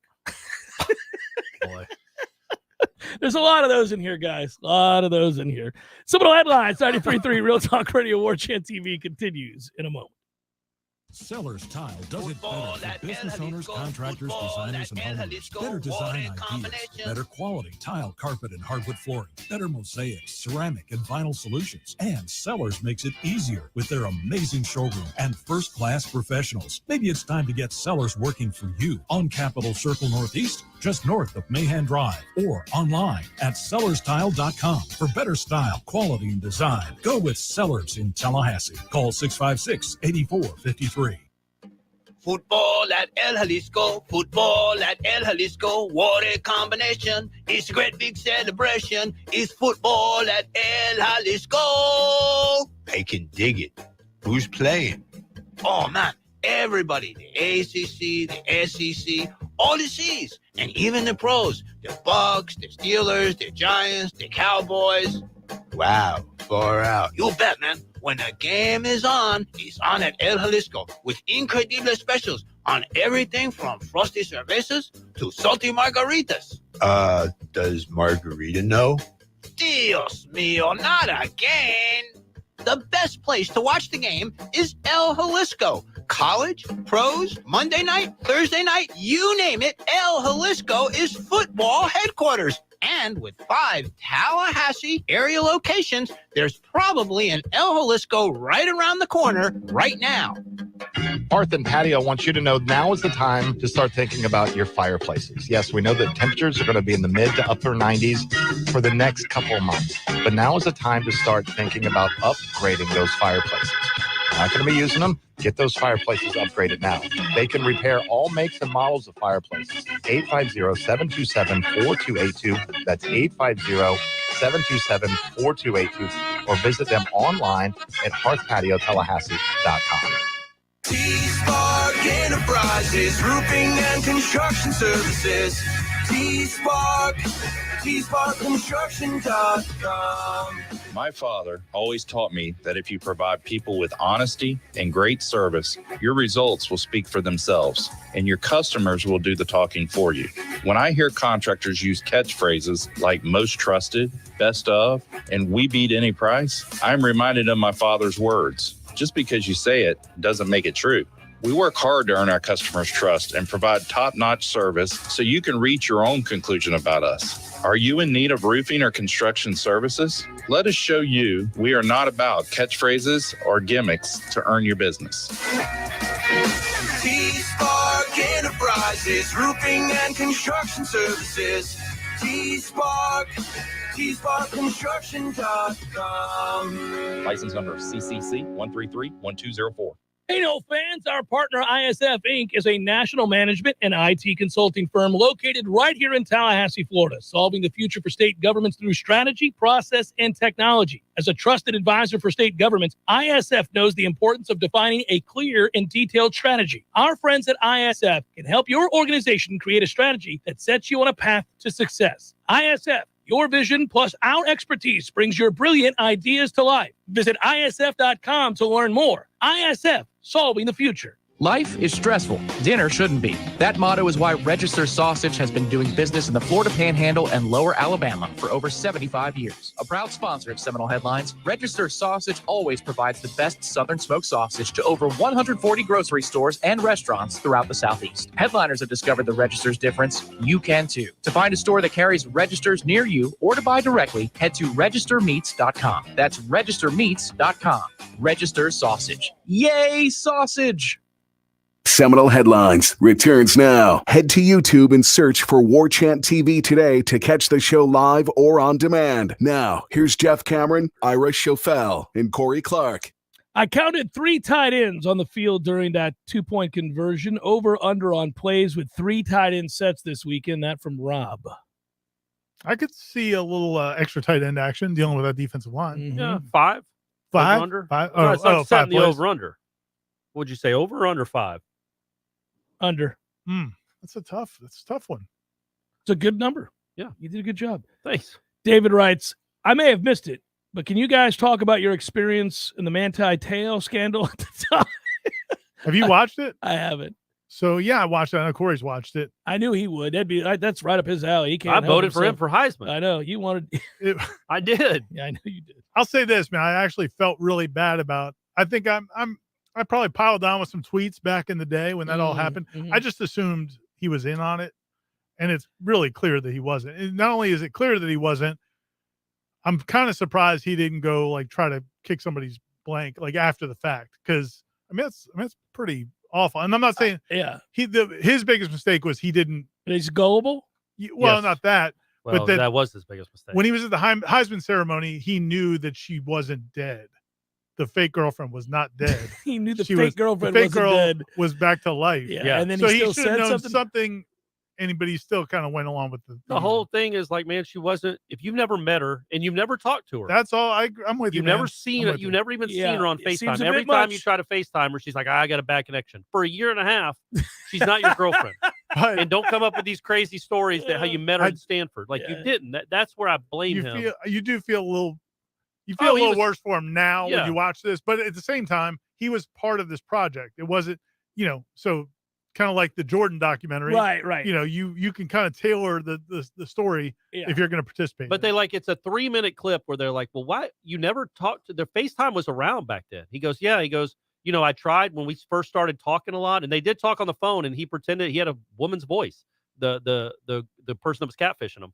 And he's like, yeah, we tried like 3 or 4 times to FaceTime each other. And each time it was like, she could see me, but I couldn't see her, and something was up with her phone. And that seems odd. And then they just don't ever mention it again. It's like, man, that's what I'm saying. I would be every day. I'm not talking to you again unless I see you on FaceTime. Yeah. I'm not talking to you. What is going on? Prove to me you're a real person. Are you 10 years old? What's going on here? Legitimately, are you a 50-year-old man? Yeah. I need to know what you're doing. I need to know who you are. Show me you talking. And it didn't happen.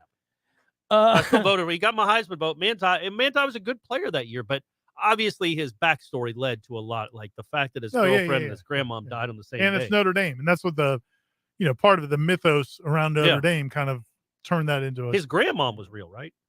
I believe so. Okay, good. Although I don't know if you ever FaceTimed her. Colin writes, King Ira, Warlord Jeff, and Corey the Jester. Which one of you? Stop. Don't even read the rest of the question. Which one of you would tap out first if you were stuck in an elevator with Jimbo, Cajun Kelly, and the Alabama Slammer? Does Ira dream of register sausage and yarn? Does Corey look over his back every second like his interviews? Oh, that's good. That's funny. That was from Colin. Well done. Well, whatever. I didn't appreciate anything after Jester. I stopped listening. Dilly writes, I think we have the better quarterback, but I'd give LSU the edge in the trenches. Which one do you think matters most in this game? It's a very good question. It's a good question. If Jordan Travis completely outplays Jayden Daniels, then you're going to win the game. That's my opinion.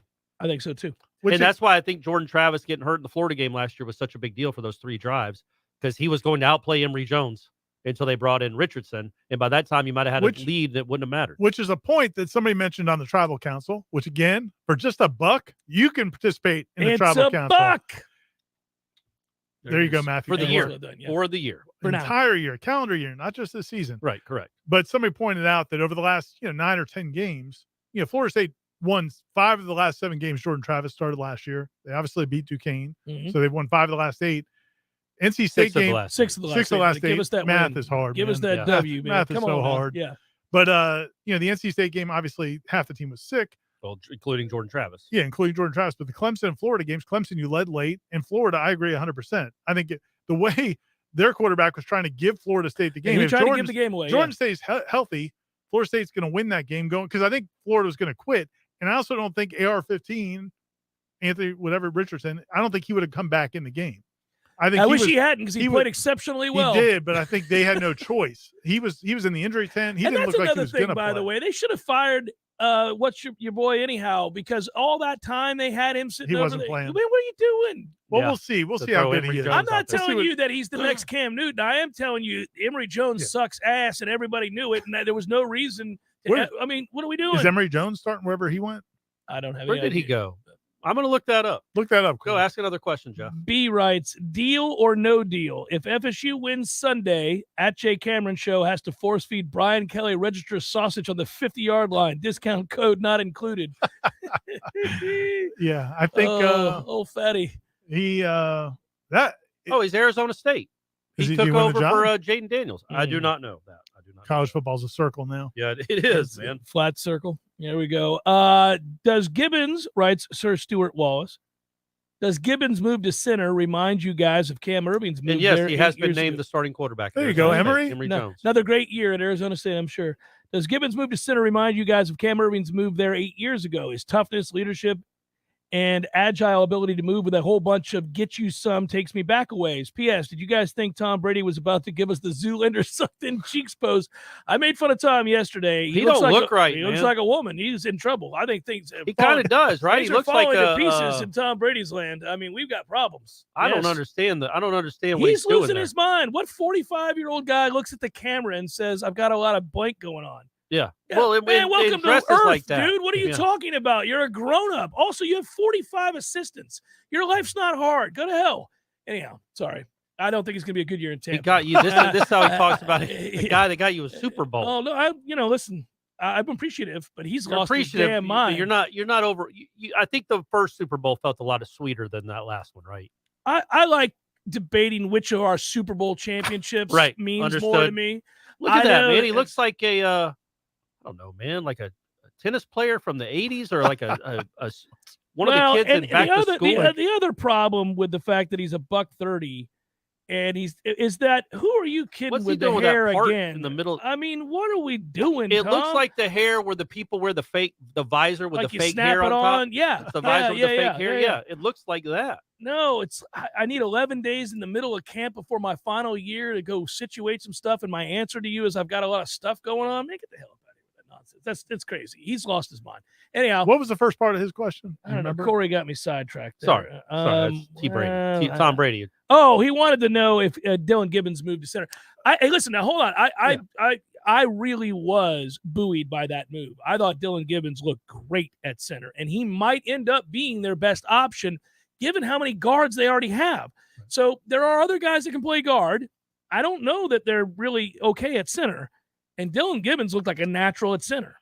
Yeah, I mean the bottom line is they have a lot of options, and I liked him at center too, I thought he looked good. I like Justin Turniton at guard, but we don't know what all the pieces are going to look like. Correct, we don't, and they don't either. That's why they keep rotating everybody. Yeah, They're and trying a million different things, and they're going to have this week. You know, the one positive thing is the game is Sunday, so you get an extra day, and I think we may see a few different offensive lines during that game, but yeah, I mean Dylan Gibbons definitely looked good. Because I think you can put Estes at guard and put Gibbons at center, and then you again. I don't. Well, if you got Emmanuel, Turniton at guard, you got it. And even if somebody has to And move around Emmanuel and and play Turniton tackle, have both played tackle too. Right. but I don't think you're going to move Emmanuel. Well, Probably not. Yeah, probably who not knows to though, tackle. man? I Who mean, knows? yeah. But I would say, that Maurice Smith will be back at some point this season, sooner rather than later, probably, which is just very, Adds to your very good depth. news. Just adds to your depth. It adds to your depth, and if for whatever reason one of these guards can't get it done, and your idea is okay, well, let's put Maurice Smith at center, move Gibbons back to his natural position. If he's playing center,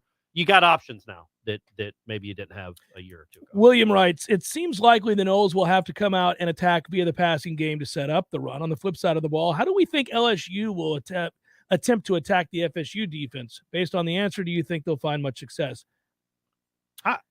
Real quick, I think Brian Kelly probably still thinks they've got better talent.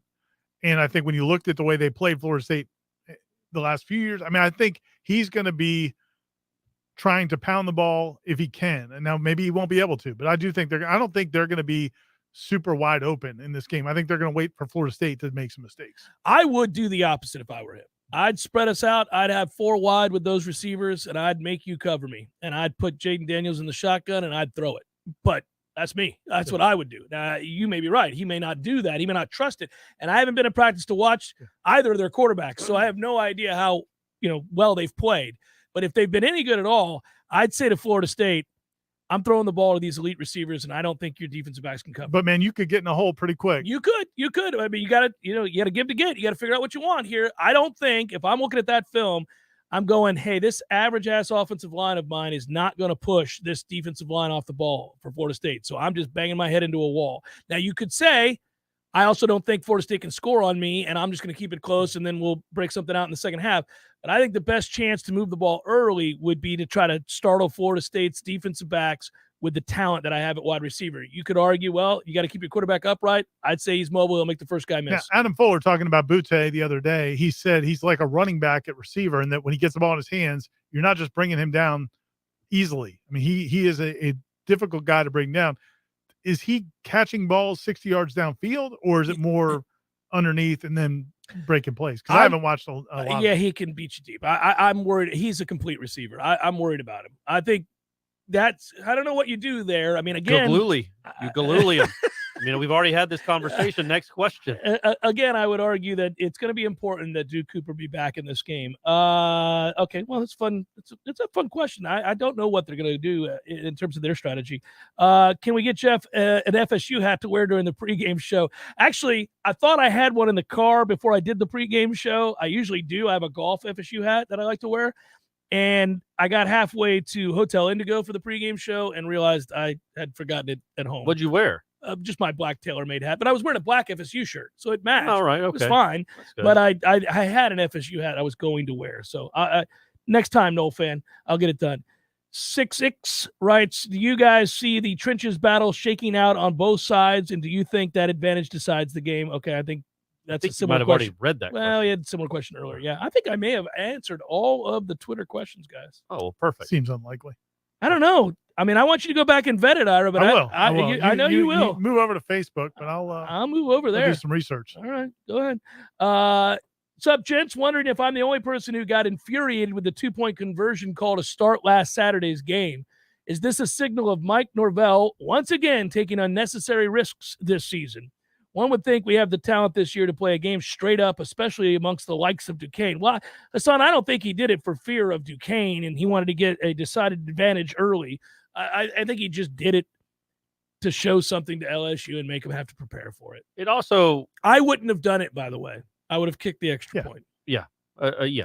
But I mean, my guess is it's something they do, and the quarterback, quote unquote, if it was Wyatt Rector, he gets to decide, and I think they didn't like the decision. Is what it looked like. We should ask him. We should have asked him already. I meant to ask him on Monday, but it's also, I get it, where you get mad because Florida State fans have been mad for 5 years, and rightfully so. But you won the game by 40 points. It's not. It didn't. Yeah, it wasn't I don't think he to did put it you up by 12 in the fourth quarter. Right, he wasn't born out of fear. That play call wasn't like out of desperation. I think he was kind of like, oh, let's just throw this out there and let him.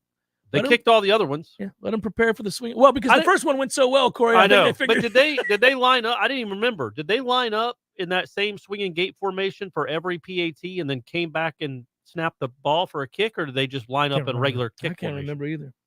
We weren't paying much attention. We weren't. I dialed. Well, we also couldn't see out of the press box. Well, we couldn't see out of the press box. That's a very good point. I had to go to the roof. Brian writes, hey, fellas, what did you really think about the passing game? Seems to me they should have been able to do better against this team that Jeff thinks couldn't hold UMass's jockstrap. Well, I was right about that, Brian. Oh, no, you weren't. This Duquesne team versus that UMass team goes down to the fourth quarter. Are you kidding me? That's crazy.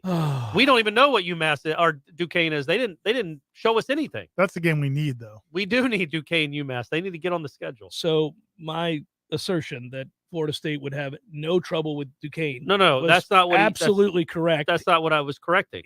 There's nothing to correct. You said I was right. He brought up UMass. I know.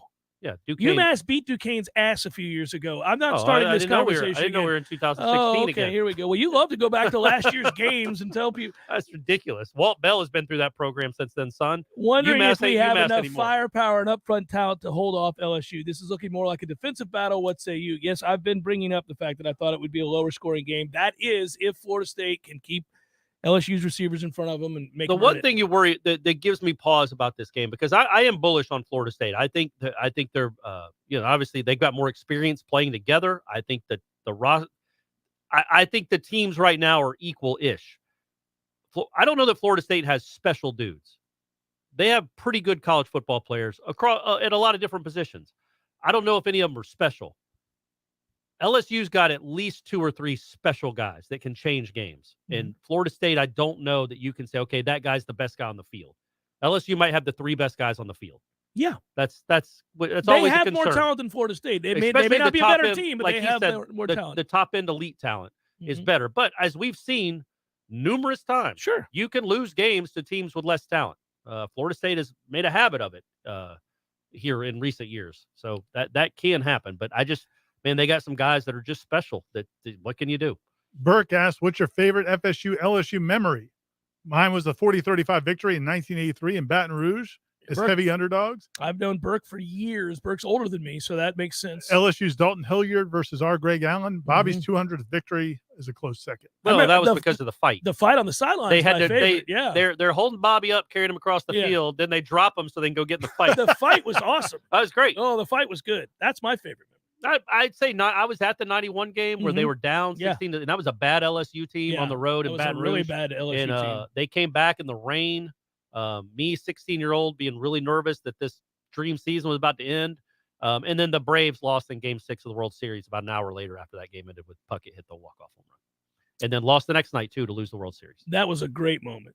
Oh, it was a horrible moment. Was a good moment. Brandon Liebrandt's dad can forever go F himself.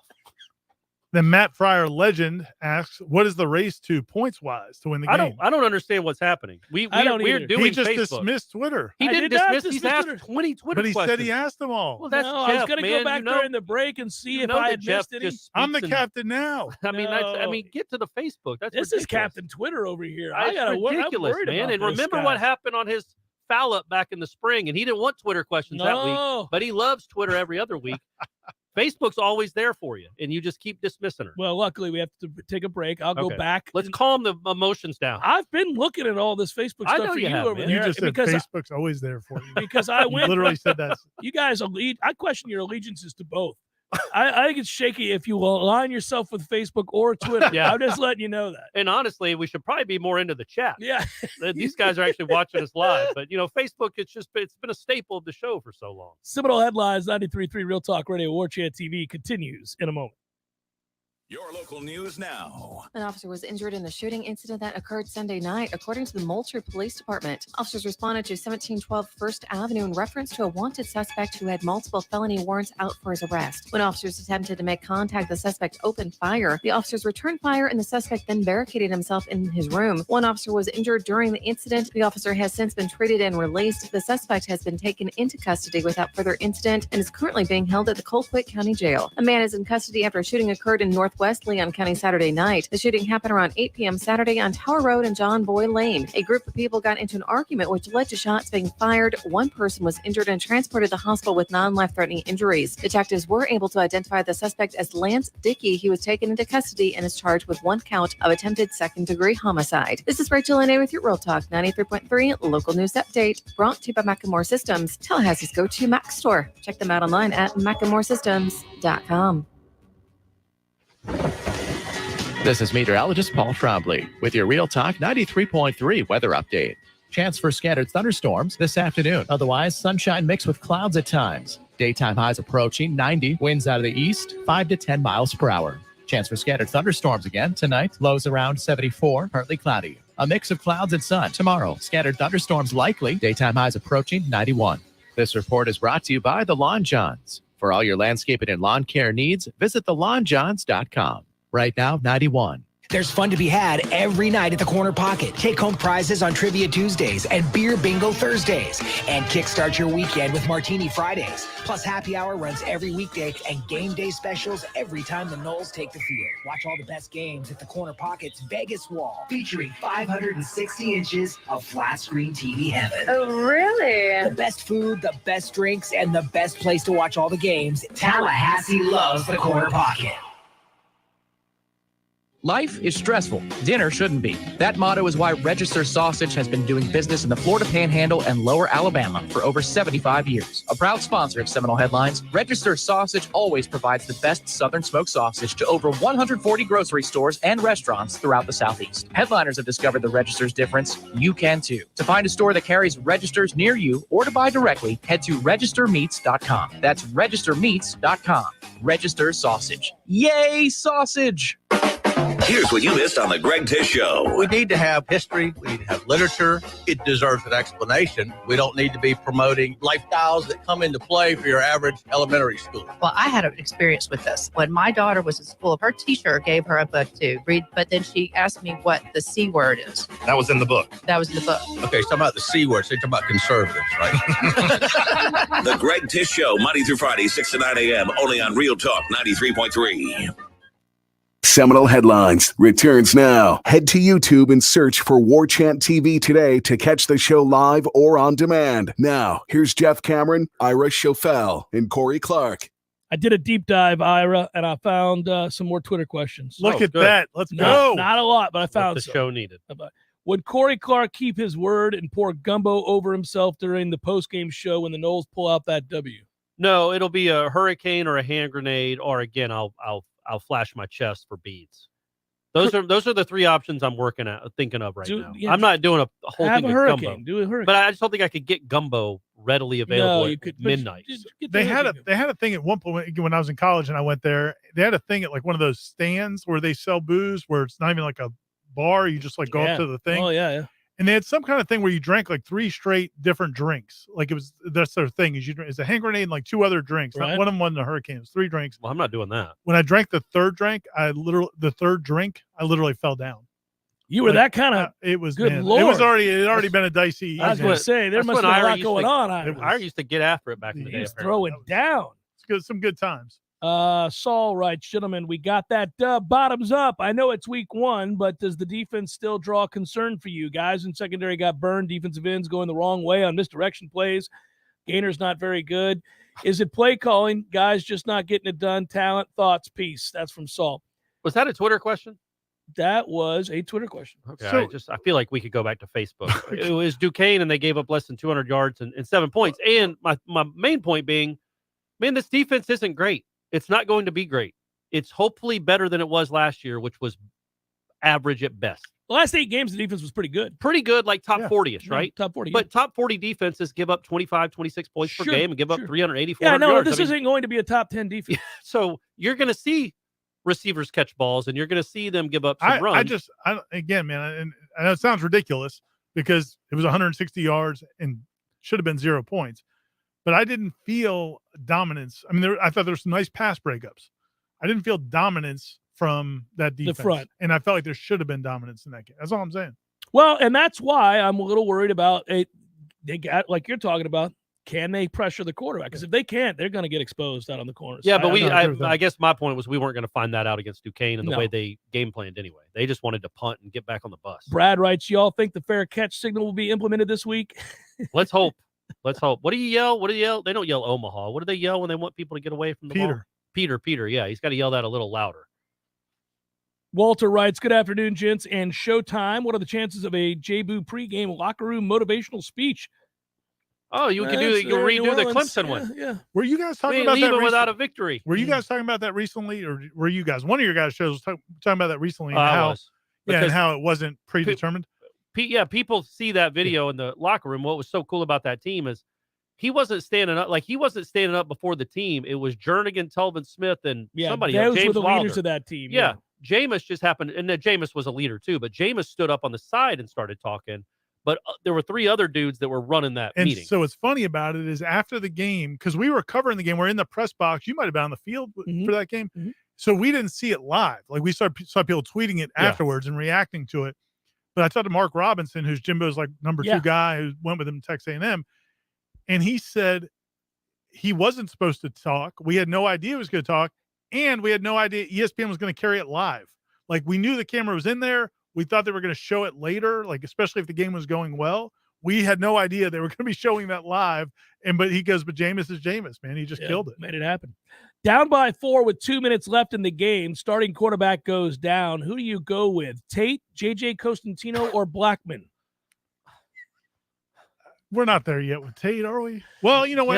Yes. Well, in Blackman, look, in Blackman, I'm going Blackman. No chance. I would go. He's had success, success. Not in those moments. I don't want to. Yeah, you don't want him against Jayden Daniels. Tate's never been in that moment, so maybe that's when he shines. He's tired of being in games where they're it's not JJ. Tight. So you can eliminate. It's like the SAT. You just got to eliminate one. You eliminated the wrong answer for sure, and it's JJ. So now we got a 50-50 chance. Brett writes, which one of you is doubting a hand grenade before the game? That'd be me. Before the game, meaning Thursday, Friday, and Saturday, that's going to be me. Sunday, I won't be partaking. Not until afterwards. Rich writes, after the Noel victory, can we get Corey pouring a hurricane over that glorious bald head? I got to do something. I'll do something. I got to figure it out. I don't want you to become a clown. This is trending towards you being a complete clown. That's what I made that point. I don't think you should do that. Somebody just called me a jester. Yeah. So I might as well live up to that's what I'm telling you. It's moving in the wrong direction. You're starting to be mocked. Well, I think they're laughing with me. Right? I don't think so. Yeah, it's not feeling. 100%. It's not feeling that way. Like, see if he'll wear a dress. Yeah, that's kind of where we're headed here. I'm getting a little kiss Ira on the neck. Yeah, this is getting bad. I'm getting worried. You're about right. this. It could go down a dark path, and then I'm going to feel like. Every time they win, you got to dance around like an ass. But I got to come up with something. I got to be like a creative consultant, come up with some skit. It has to be per the team that they defeat. So, like, if it's Louisville, you have to drink. Bourbon, look, man, whiskey. pouring stuff over your head was a special circumstance. They It were was. 0-4. We thought they were going to be 0-10. We thought there was a chance they were going to go 1-11. Yeah. So there you So go. that was different. Yeah. Not just a regular don't have season to win against a bad willy-nilly- LSU. But a win over LSU in New Orleans is a pretty special. Why don't you just have a beignet or something like that? Like you've maintained your standards with there and eat a beignet. That would be great. Yeah. You've better. You've maintained your standards with our number twos. There's You've some dignity with a you little put a bit bar of for that. Cafe Du Monde, a little coffee action. You'd be all right. Just something simple. I Not might pour it get over. naked. I don't know. I haven't decided. There's a lot of stuff that could happen. Okay. Jonathan writes, hey guys. Well, obviously not a good sign for Tate when Jeff Cameron's analysis goes from harsh criticism to sympathetic, kinder, gentler Jeff. Also very telling that after that interception, Norvell wouldn't let Tate throw a pass unless they were beyond the 50. So unless there's a significant turn of events, I guess that's a wrap on Tate. With that in mind, has there ever been a player that any of you or the fan base has been who's completely given up on? They were able to battle back and redeem themselves. Yeah, there have been some players that battle back. I think there have. One name that came up P. today. Simpson had a great idea, by the way, that if they win, I should do the wrap-up show in a Tate Rodemaker jersey. There you go. That'd be nice, right? That'd be good. Showing a little love to Tate, especially when he leads them from behind with 2 minutes to go down by 4. Kyler Hall came back and had a good season his final year after taking the wrong angle for 3 years. And that was all time. Going back to warchant.com and the Tribal Council, maybe the best line of all Kyler, time. I love you. Yeah. I love you, Kyler. And Kyler listens. He's Good awesome. guy, great guy. Yeah. But there was a line on the Tribal Council where somebody said that there was a team meeting after practice. Kyler Hall took the wrong angle and missed it. Yes, I remember laughing out loud when I read it. I went, oh, that's good. That was a tough time for the whole program. By the way, though, he did have a good final. Yes, he did. He He sure bounced did. back. He and really did. Another guy I was thinking about earlier, and he didn't get exposed as much earlier, but just wasn't a factor, was LaMarcus Brutus. Remember, like that's a good one. He became like a captain team of leader the out there defense, telling everybody. And what about? I was thinking of somebody like this. Phil Kofer was pretty not good. Yeah, for that's a 2 good years. one. He could not. Basketball. I know, but he That's a good couldn't one. shoot at all. He could dunk. That's all he could. Yeah, and then he became the best shooter on the team. Right. Like that's a good one. So I thought that you're not the book isn't completely written on Tate, but he's in trouble. But you've We're got to getting be able close. to translate it to. Hey, games. I want to get to this really All quick. Nathaniel Hornblower.